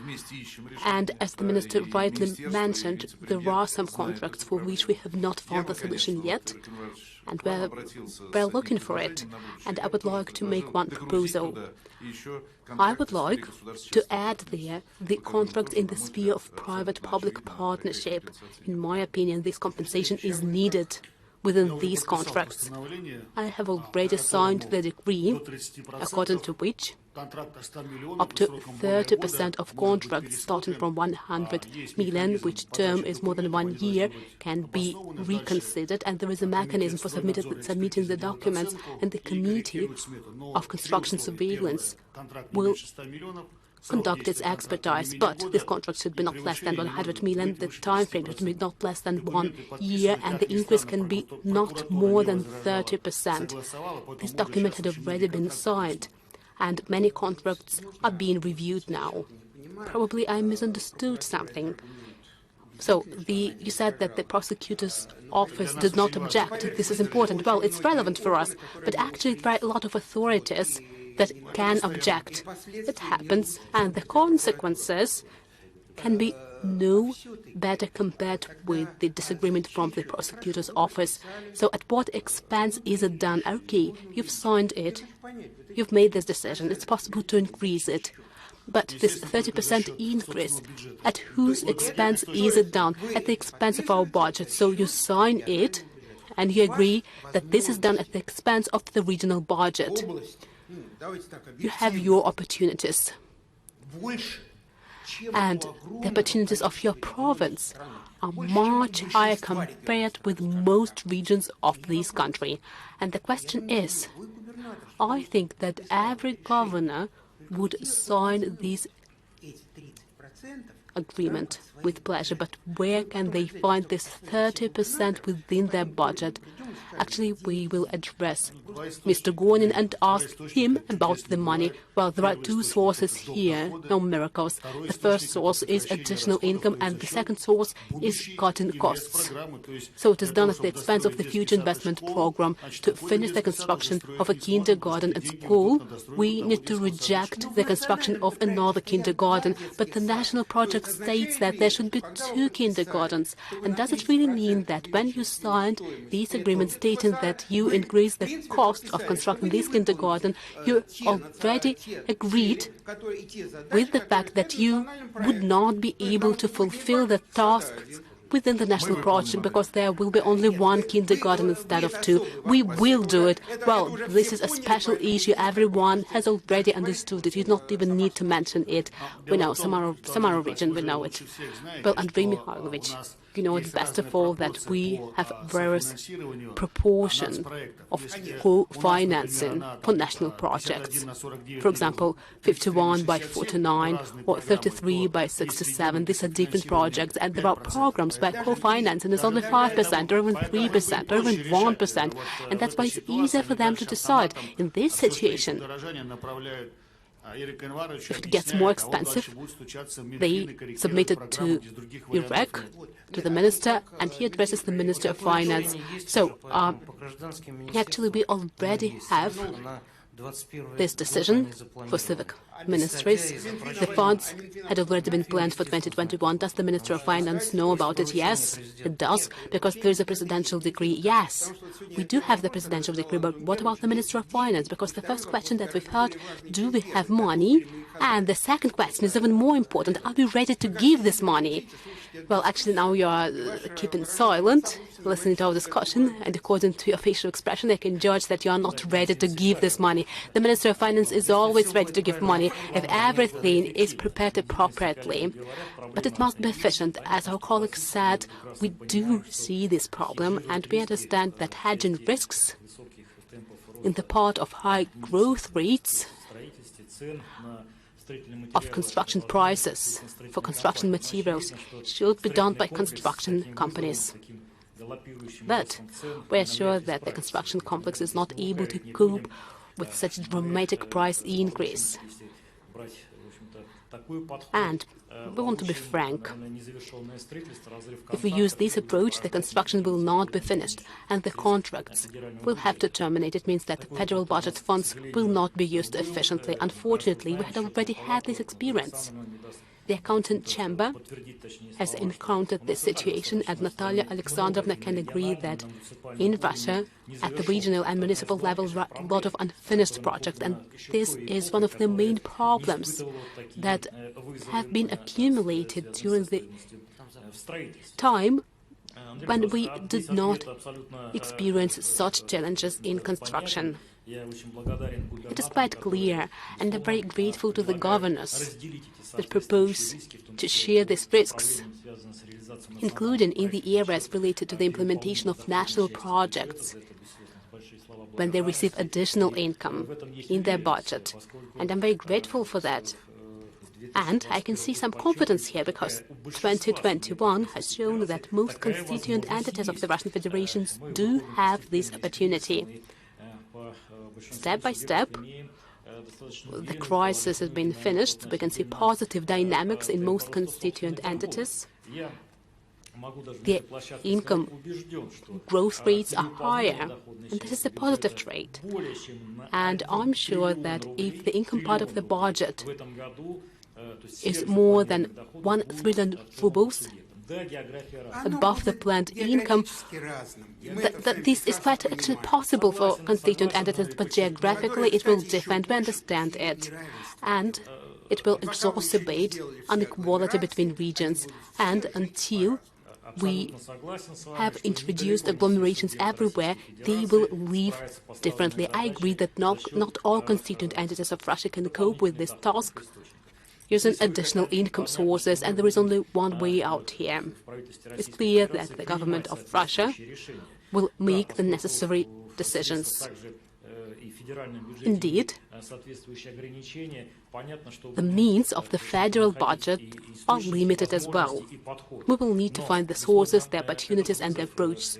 But of course, this challenge is important for us, and we will need to resolve this problem together with the constituent entities of Russia. Thank you. Well, when the Minister of Finance says something, it does not always address the accounting chamber for confirmation, and Natalia Alexandrovna Trunova can confirm it. Natalia Alexandrovna, you represent auditors, you check the Ministry of Finance. What can I confirm? Well, I don't know. He had said that you would confirm everything. The number of unfinished construction sites, unfortunately, does not decrease. We can confirm it. He hasn't said it, but you confirm it.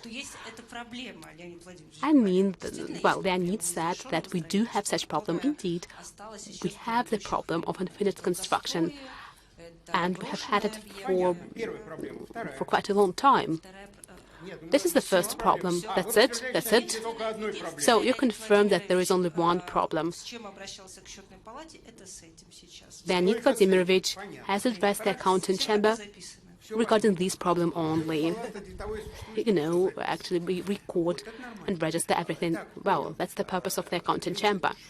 Okay, Leonid Vladimirovich, everything's fine. The accounting chamber has confirmed it.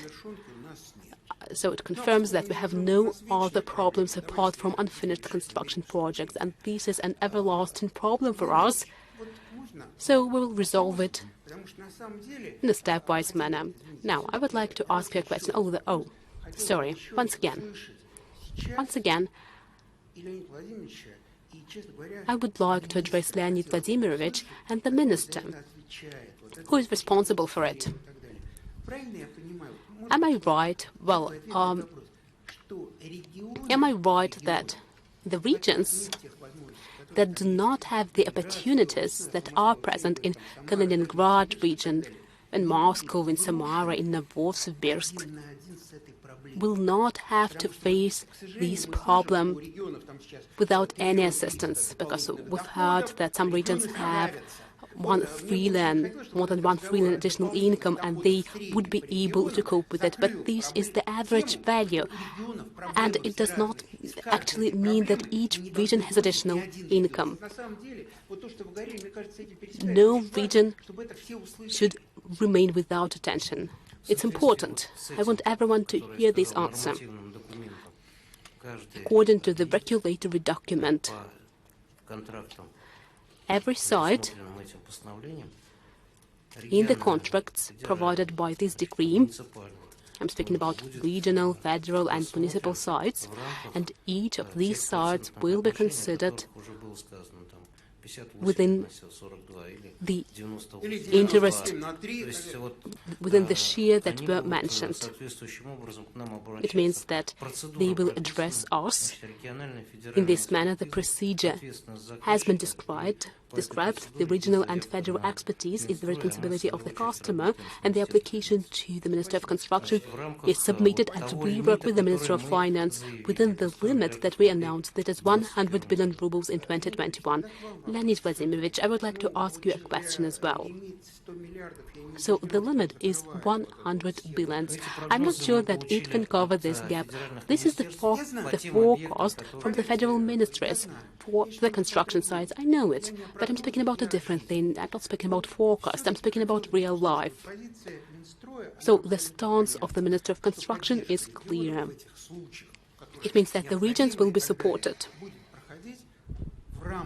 And this support will be given within the limits specified in national projects. If it is 99.1, it means that if it is 99.1, the Minister of Finance will give the money for co-financing 99.1. Yes or no? Yes. The Minister of Finance has been quite consecutive in its stance. We do follow this regulation, and that is true for the federal authorities and constituent entities. These are the basic principles provided for co-financing within the implementation of national projects and other costs.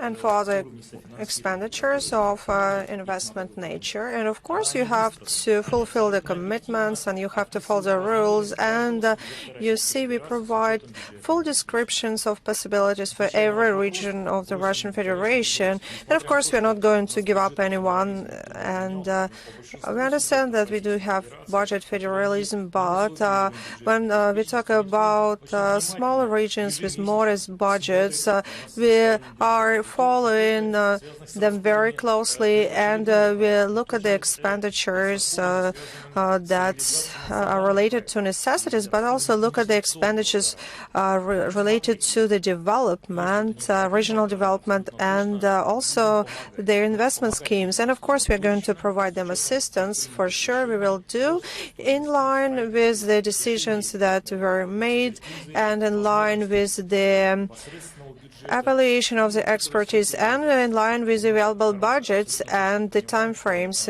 approved. And of course, we understand that the national goals that are fixed, that have to be achieved up to 2030 are still there, and the responsibility for fulfilling national projects and achieving national goals are borne not only by senior executives but also on the Russian government. Okay, agreed. Then the question to you, Vladimir.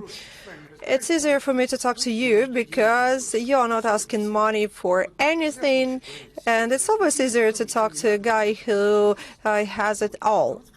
Well, the chart that we see at the moment, look at the spike in prices a year after COVID. Where does it come from?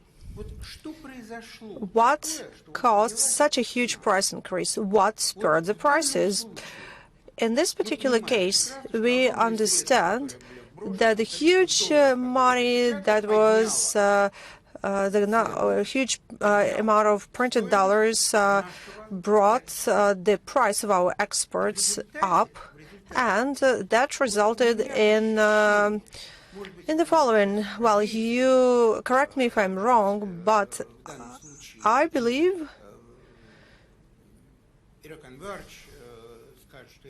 or maybe Eric will say I'm wrong, but I'm under the impression that when we talk about prices for materials necessary for construction, we do not always talk about, we do not always use objective evaluation. Rather, we talk about lost opportunities or lost benefit, and the businesses are saying, okay, if materials cost as much there, why do I have to sell them at a cheaper price here? If, after all, I can sell materials in foreign markets, etc., etc. After all, it is a very important question. We all are going through the crisis, and we need to understand whether we will bear the burden of crisis altogether, or some on their own, caring only about their profits. So I need to understand where does this vertical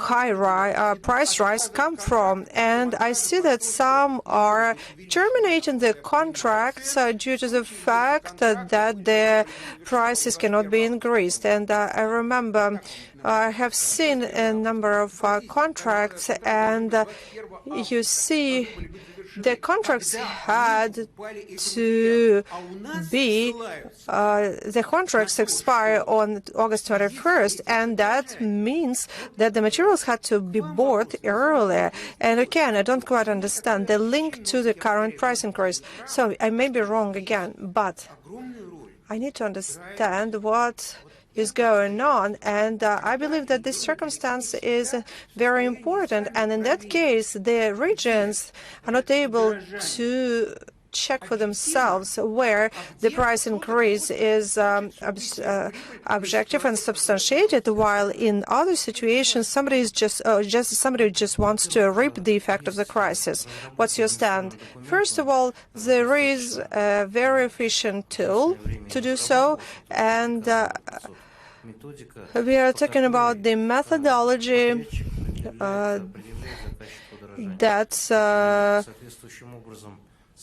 helps the client to track prices, and there should be a substantiation for the price increase, and there is a relevant order, and everybody should be able to calculate the price increase. But when we talk about objects worth of hundreds of millions of rubles, here we have great providers, service providers, and their competence indeed is very high. Now we have introduced changes in the Federal Law 144, and that will allow to execute smaller contracts, and I hope that we will avoid the situation when we will avoid tenders for some small services.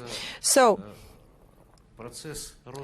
the process of price increase started from stock exchange, and I remember that there was a huge increase in the price of metal last year, on September 2nd to be exact, and I remember that metal-dependent industries first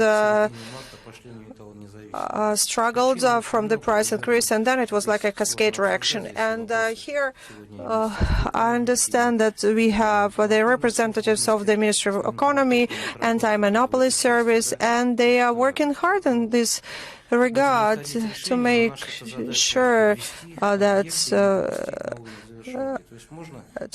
that we do not allow any projects to be left unfinished. And of course, we are not going to make anyone bankrupt when it comes to providing services, but anyway, our goal is to improve the price-making process, and this was one of the tasks that was given by the Prime Minister to the Minister of Construction, and this procedure is developing. We have a roadmap, and I can tell you that today we do not always develop prices objectively, and we do not always pay accordingly to the constructors. There are 6 regions that have not changed indexes, and that means that the providers that operate in those areas are in the shade zone, and our goal is to take everyone from the shade industry. All right, agreed. You said a very important thing, that you can make someone bankrupt, or maybe not. But don't you think that in some cases the service providers are very tough when dealing with the government. They say either you pay us extra or finish the object yourself. And of course there is an apprehension that if you change the provider, there is a risk of unfinishing the project, and that's a risk. So it looks like today the government is manipulated with this threats of price increase, and I would divide this situation into two components. So what do you do in the situation of long-term contracts, and what do you do? So far we have not made decisions. In the city we don't know yet how we will adjust the prices, but we will divide the risks with the providers, and we understand today that the entrepreneurs have to need to be able to bear the risks. And if you look at the full cycle projects that we conclude in private public partnership, we always stipulate the fact that slight price increase will not be compensated by us. And as for exchange-related risks, we are not going to hedge them. If risks go over a certain level, then yes, we are ready to share them. So it would be better to solve a situation peacefully and finish the construction, rather do redesign, etc., etc. And it will be more expensive because we will delay their execution of the project by 1 year or even more. Another question, what do you do next? So you are asking the right question, is it a lost profit or it's a compensation of additional costs? Of course, it's a lost opportunity, because if you look at the investment processes in the areas where there is a high increase of margin, of course, it's an extra profit that became possible due to the situation in the global market, and it means that we have imported the inflation. But here it's a matter of our tax legislation, and we need to understand what do we do with the taxes for oil contracts. Well, we know that every quarter we recalculate the level of the tax for natural resource extraction, and of course, if you pay for expensive product, we need to have a resource to compensate the difference. And I know that the colleagues from the Ministry of Finance are elaborating this issue. Okay, thank you very much. I'd like to talk about two more aspects, and I believe that if we ignore them, we will not have a very comprehensive coverage of the situation. Let's go to slide 7. Look, this is the labor productivity, and it was for a reason that I did not single out here the labor productivity in the construction or development area. Look, before 2008-2009, in terms of labor productivity across the country, we were outpacing the developing countries. But now look at the gap between us and the developing countries. Look at the scope of slowing labor productivity in our country. And now look at the comparison within the BRICS countries, again with the labor productivity. And we see that on one hand, yes, in the South Africa, things are going on really badly. But if you look at the labor productivity in China or in India, we can see that labor productivity there is manifold higher. So don't you think that we are moving now due to extensive development, and that is how we are setting off the gap in labor productivity? And actually it will be impossible in the end, because the economic laws work in the same manner everywhere. And in order for us to discuss it all together, and we were saying that we need to take a good care of our providers, and yes, I feel sorry for them as well. But here I would like to show you the following slide. These are the funds on the accounts of legal entities on their deposits. Look at the amount of amount of funds on the deposits of the companies. They are increasing manifold, so the companies prefer to put a huge amount of funds they receive on deposits instead of investing them. And you said that ideally we need to receive a cumulative effect from the government investments, but I always feel that we launch.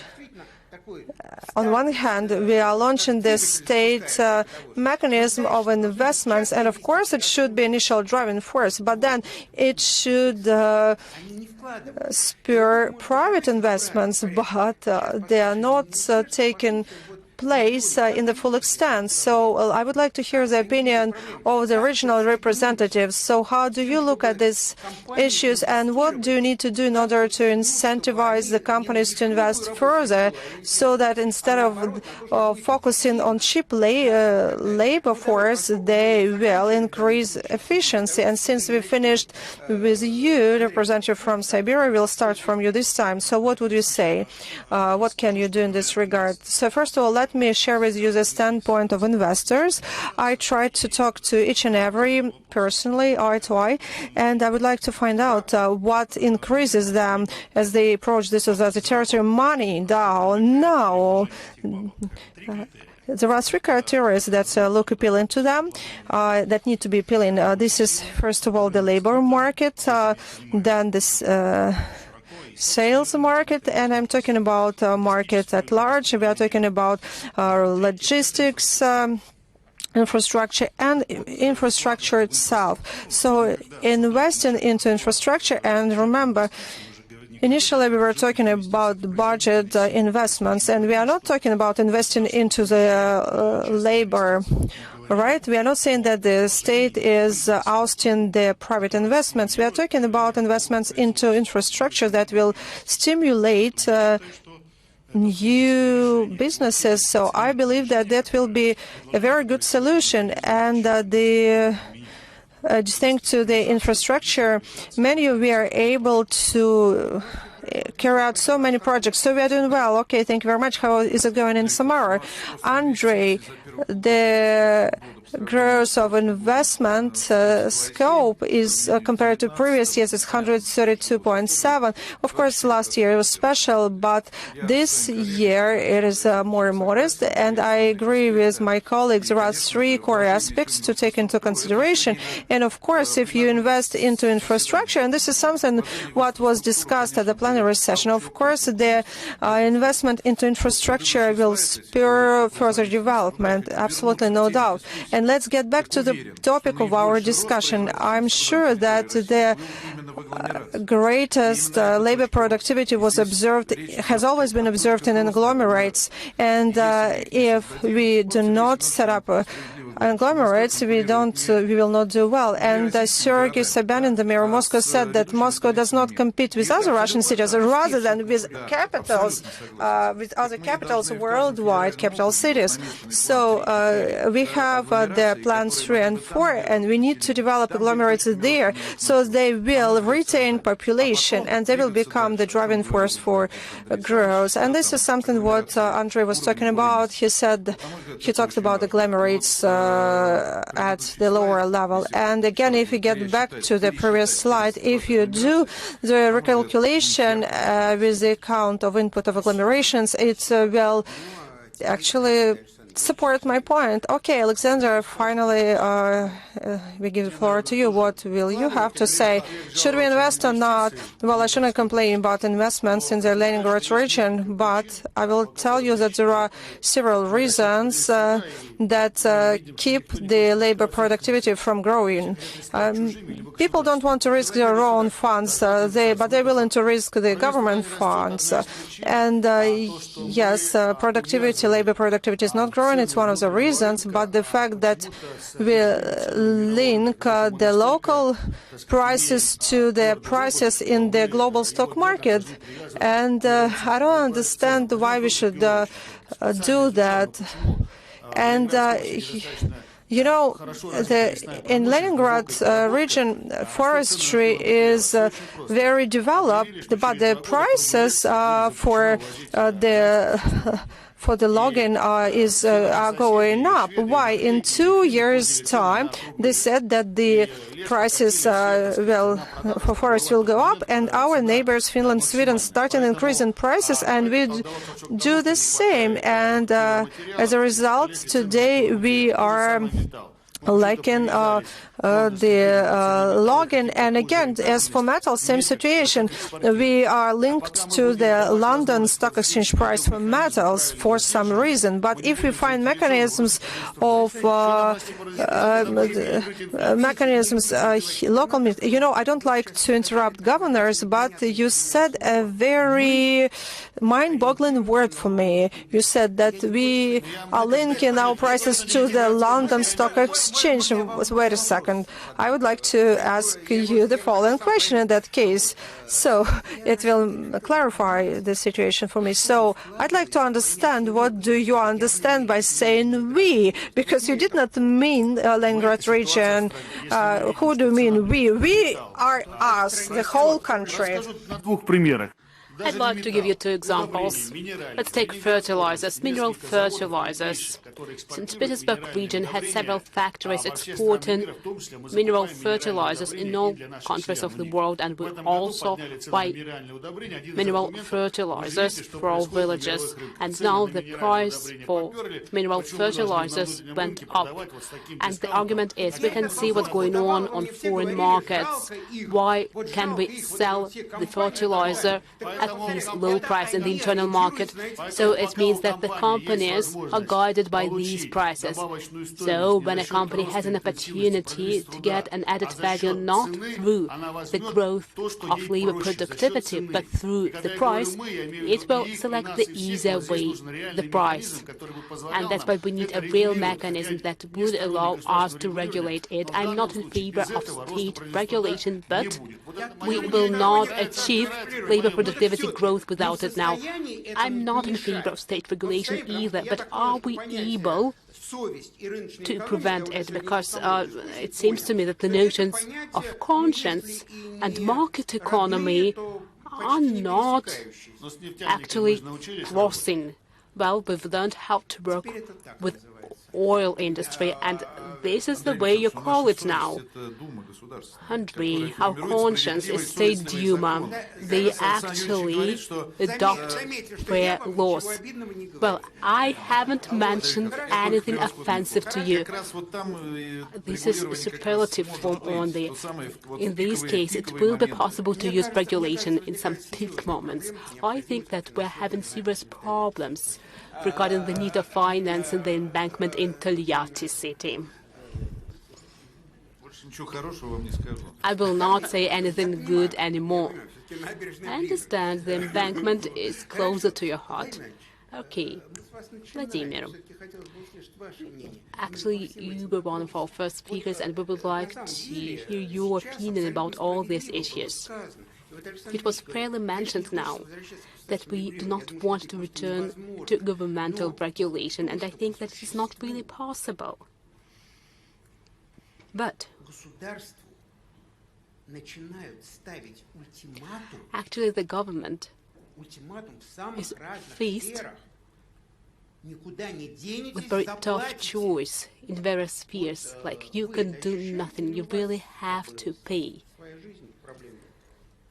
Do you feel it? Or no, not at all? Well, of course, we experience it. This issue is related to our long-term contracts, and we have to revise the prices. These are construction contracts, construction metro coaches, and these is represented in the prices that we have to adopt as the basic terms working with our contractors. And speaking about the investments, actually we've started from the investments. I'd like to repeat that in our opinion, the key inducement for the entrepreneurs to invest is conditions for the implementation of profitable projects.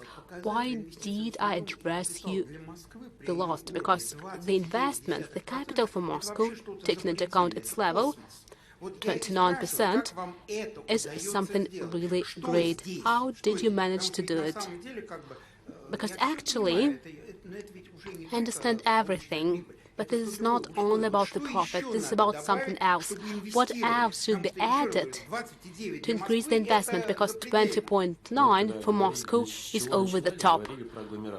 Well, we've started our session speaking about the agglomeration, the effects of investments in various points. In 2011, we began preparing the plan of our infrastructure investment, first of all, transport infrastructure, and among the priorities, we spoke about construction of Moscow Central Circle. These are more than 30 stations that have launched live in these parts of the city, because in the past these areas were considered to be remote and no one wanted to build anything there. No one wanted to build residential housing or commercial real estate. And together with Russian Railways, we set a priority for us, the implementation of this project. And the fact is that all these points have been launched. Transportation hubs are being constructed there. This is a very powerful driver of investment. This is an example for you. And why am I speaking about agglomerations? The money that we spent could have been spent for the construction of road to Kaluga, for example. The money would be similar, but the economic effect wouldn't have been present. We really need this road, but we have built it. Now, after making money on the project of Moscow Central Circle, because we've earned much more money on this project, we can see that 1 ruble of our investment is associated with 3 rubles of private investments. And we make 65 kopecks. Actually, it's not us, it's the federal budget, because we make a bit less. This is investment not only in infrastructure. It means that each ruble of our investment brings additional profit to us, to the federal budget, and tomorrow we'll be able to make more money than we have today. And the growth of private investment in absolute figures by 2020, since 2010, have increased in real value by 2.5 times. In absolute values, that is more than 5 times. And this is the result of the appearance of the points of growth that give us much more efficient return on investment. And it's profitable not only for us, but also for entrepreneurs. This is additional income for us and for federal budget. Our tax income over 10 years have grown by 2.3 times, and the income of the federal budget for the same period in Moscow have grown by 3.1 times. The income of foundations from the enterprises in the territory of Moscow have grown by 2.4 times. This investment policy conducted in the city brings dividends not only to us. It actually contributes a lot to the federal budget and extra budgetary funds that subsequently can allocate these funds for all the country. And this is the topic of our discussion. Agglomeration is associated with increased efficiency of resource usage. And inside the agglomeration, there are specific points that are associated with higher efficiency compared with other points. Thank you, colleagues. Actually, it's time for us to finish, but I really have to address Iraq Dvorstovich, the minister. Well, I know that your ministry launches a lot of projects. This is life, and that is great. Actually, the things that we're discussing here now, not problems. We actually want this work to continue.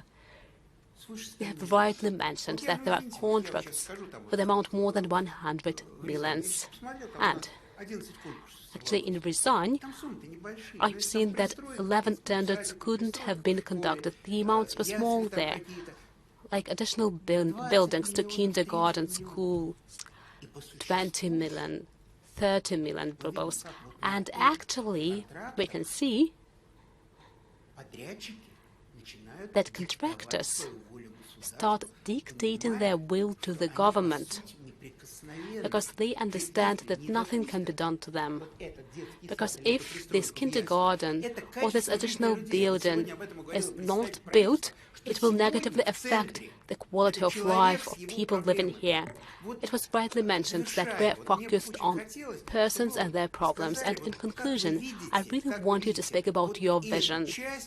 What do you think about this part? What else should be done? Because actually, here we have financiers. They are not constructors. They will go to their regions, and in their regions, they need to set the system, because they will need to resolve the problems of people. I know how much you do. I know how much your colleagues do. I know how the headquarters operates almost 24 hours per day. And in your opinion, what else can be done?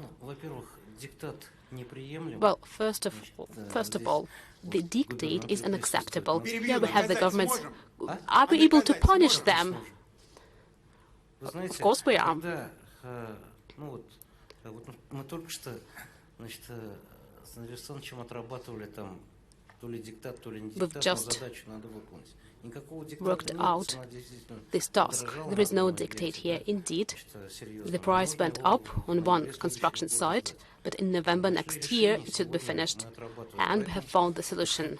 We're implementing it today. That's why every customer, every mayor, every head of the region and every head of the federal customer should determine what it is, the dictate or not. And the experts should work professionally.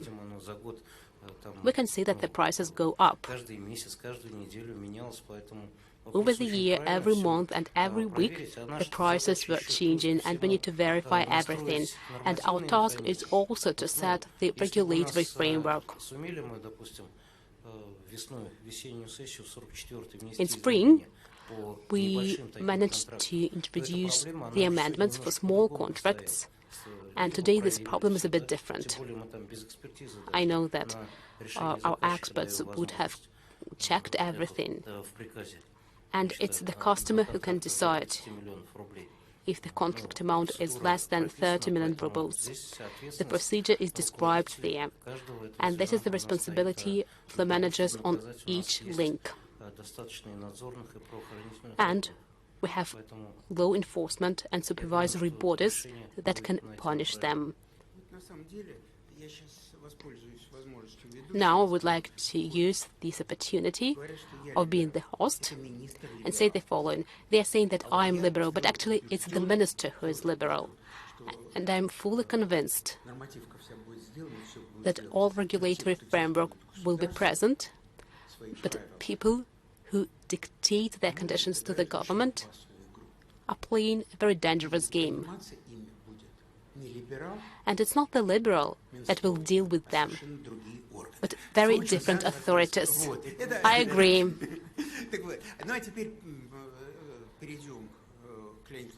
Now, let's move to Leonid Vladimirovich. Leonid Vladimirovich, you are concluding our discussion. Now you will see that all that we have been saying is a nonsense, and we will go home, or you won't say so. Thank you. I'm sure that the Minister of Finance is not related to these authorities. There are other competent authorities that would be able to do this work professionally.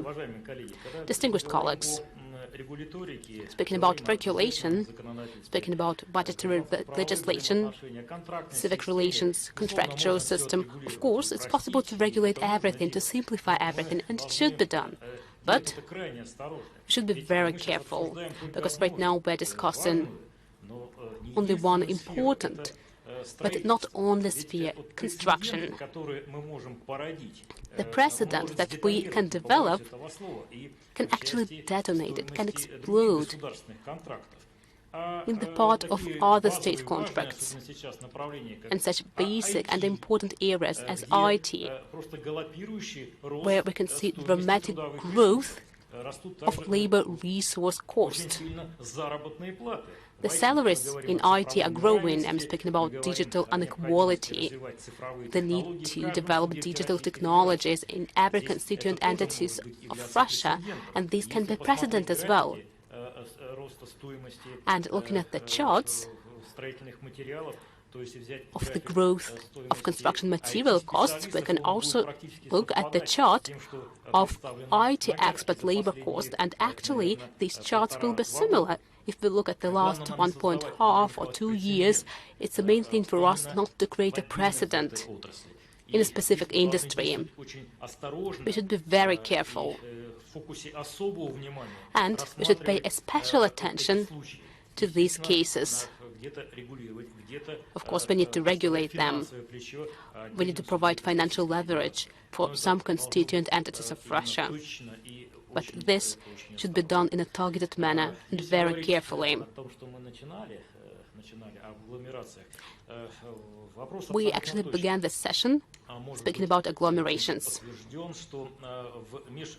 And it can be confirmed that in interbudgetary relations, in regional regulation, at least, speaking about the Ministry of Finance, one of very efficient development areas is agglomeration approach. Provision of inter-budget transfers, especially the costs of investment and capital nature, should be done through the lens of agglomeration. Many colleagues have mentioned that very soon we should provide a legal definition of an agglomeration. And today, the legislation does not have this definition. And I share the concern of our colleagues, of the governors, within our law on strategic planning and the strategy of space development, as well as budget legislation. We need to provide the legal definition of this notion. The question is, what can be done in the part of agglomeration development? What instruments can the Russian government and the Federation provide to the governors? I mean, the instruments that would stimulate the development of agglomeration. Indeed, I remember that together with State Duma 2 years ago, we introduced amendments to Law 184, 131, we gave the opportunity to conclude the necessary agreements that allow us to regulate inter-municipal and inter-regional cooperation. For example, we provided such instrument as horizontal subsidies to constituent entities of Russia. These are the first steps. I already mentioned that very soon, considering the strategy in the part of inter-budget relations, we will pay a special attention to agglomerations. We will introduce the increasing quotients for the constituent entities that have an opportunity to develop more efficiently using the agglomeration approach. And thirdly, very soon, I guess that in September, we will introduce the amendments into the budgetary legislation. It will increase the authorities of the Russian Federation constituent entity governors to set differentiated norms for the allocation of taxes, profit tax, property tax, and other basic tax sources that form the income part of constituent entities inside the constituent entity being focused on agglomeration. I think that this instrument will allow us to reallocate financial resources. It is not horizontal, but still it will allow us to reallocate the resources inside this constituent entity, and we will be focused on the territories that are agglomerations. Thank you. Colleagues, when I pronounce the last phrase, please do not stand up right away, because we will have another important event. So, the last phrase. I think it is right to mention, and everyone said so today, that we will need to pass a major way in the sphere of legal regulation. What is an agglomeration? We need to have a definition, and the Minister has rightly mentioned that in a number of areas, such as urban development and civil area, we do not have this definition. And when we ask ourselves, why is business not always ready to invest? Probably we need to take this responsibility as well, because for the business to invest, we need to have legal definitions. For the business to invest their money, the investments should be protected. There should be guarantees. And for the business to contribute, it must be sure that this legal framework will not change each time when the government thinks that this issue should be regulated in a different manner. But it's not only the business that needs this certainty. The regions also need to be certain when they plan their activities, and I think that this is the main result of our discussion, and I would like to thank everyone that came here today, because I think, well, I don't know, it's for you to judge, but I think that we have had a very open and sincere discussion on the issues that are problematic. We were not speaking about some general issues, we were speaking about our concerns, the things that the regions and the ministry has to resolve every day. We've discussed the issues that directly influence the quality of life of our people and the development of Russian regions. And after the round of applause, please don't stand up right away. I would like to thank everyone who has come here and shared their opinions with us. And now, dear friends, I have a request.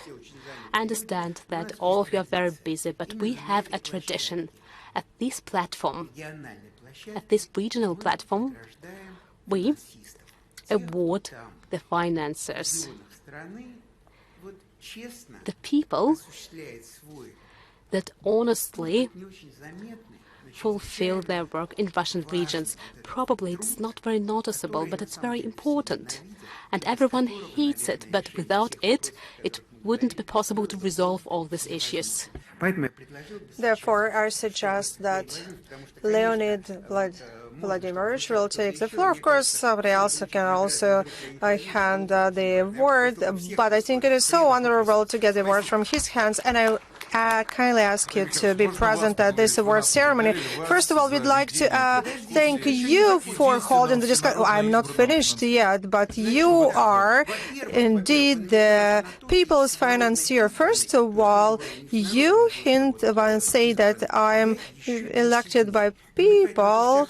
I can tell you that I still have 10 days. I'm not a lame duck. I would vote for you as well. I would vote for you, but you're going to vote in Samara, not in my region. So thanks, but I will remember that, and we will get back to our talk about the embankment. I assure you of that. All right, over the past 11 years, Tutina Arkadina heads the Department of Finance in the Yugoslav region. She's very active in solving interbudgetary matters, and she's a part of the financial group at the Ministry of Finance of the Russian Federation, and she's one of the organizing of the process in the Russian regions. Her contribution is instrumental for improving the financial discipline, and in the nomination for the contribution on the developing system of governmental finance, we give the award to the deputy head of Yugoslav region, Vera Dudina.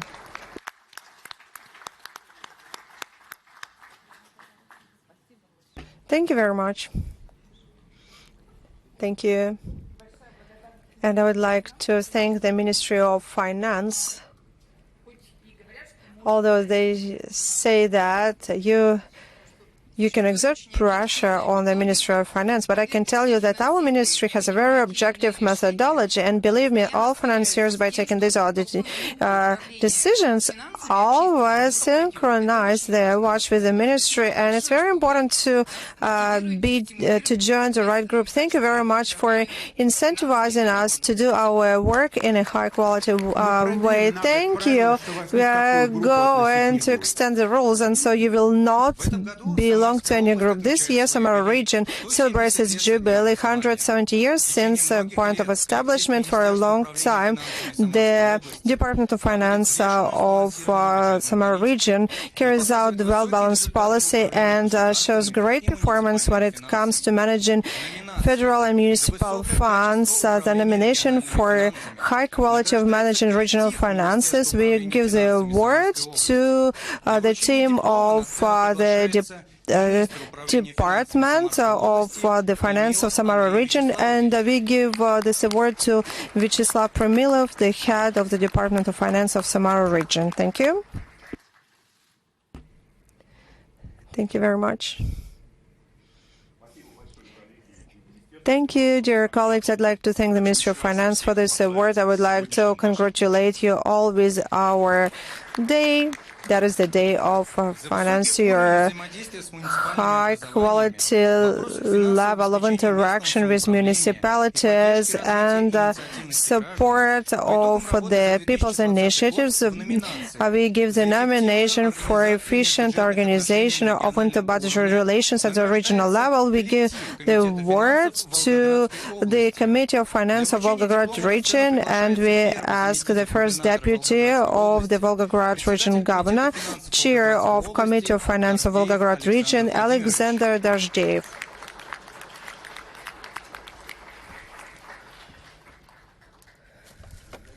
Thank you.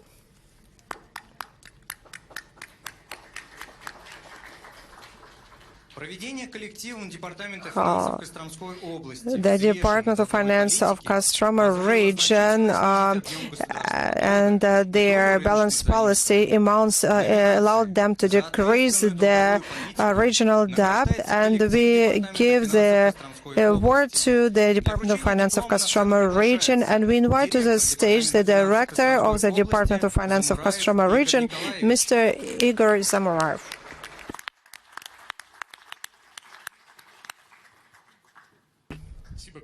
Thank you very much, dear colleagues, for the high evaluation of our activities, and I'd like to thank our Governor, Nikolai Sitnikov, for the contribution to develop state policy objectives for high performance in accounting, managing the state debt. We'd like to thank the Ministry of Finance, Department of Finance of Volgograd region, and we invite the Deputy Governor of Vologda region, head of the Department of Finance, Ms. Valentina Artamonova. 2021 is a jubilee year for the Committee of Finance of St. Petersburg. We are celebrating anniversary of establishing the department and for high performance, dedication, and we would like to thank the chair of the Committee of Finance of St. Petersburg, Mr. Alexei Korobeynikov.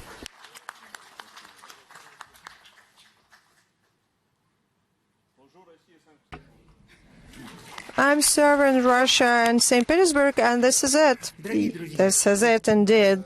Well, dear friends, this ceremony indeed is very important, and it reminded me of days back in 1930s when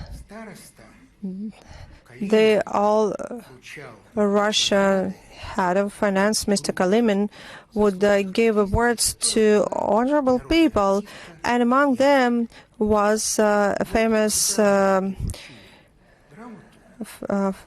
artist, Miss Yablочkina. And when she received an award, she went to the stage and said, "I had lots of awards, but earlier we were humiliated during imperial times. We We were given money, and that was humiliating because I always spend the money and then I'm left with nothing. But the certificate of appreciation will stay with me forever. Okay, I would like to congratulate all the nominees, but after all, I also would like to congratulate you all with a great day. That is the Day of Financial Workers, and we indeed have deserved this holiday. Thank you very much for staying with us till the very end. All the best.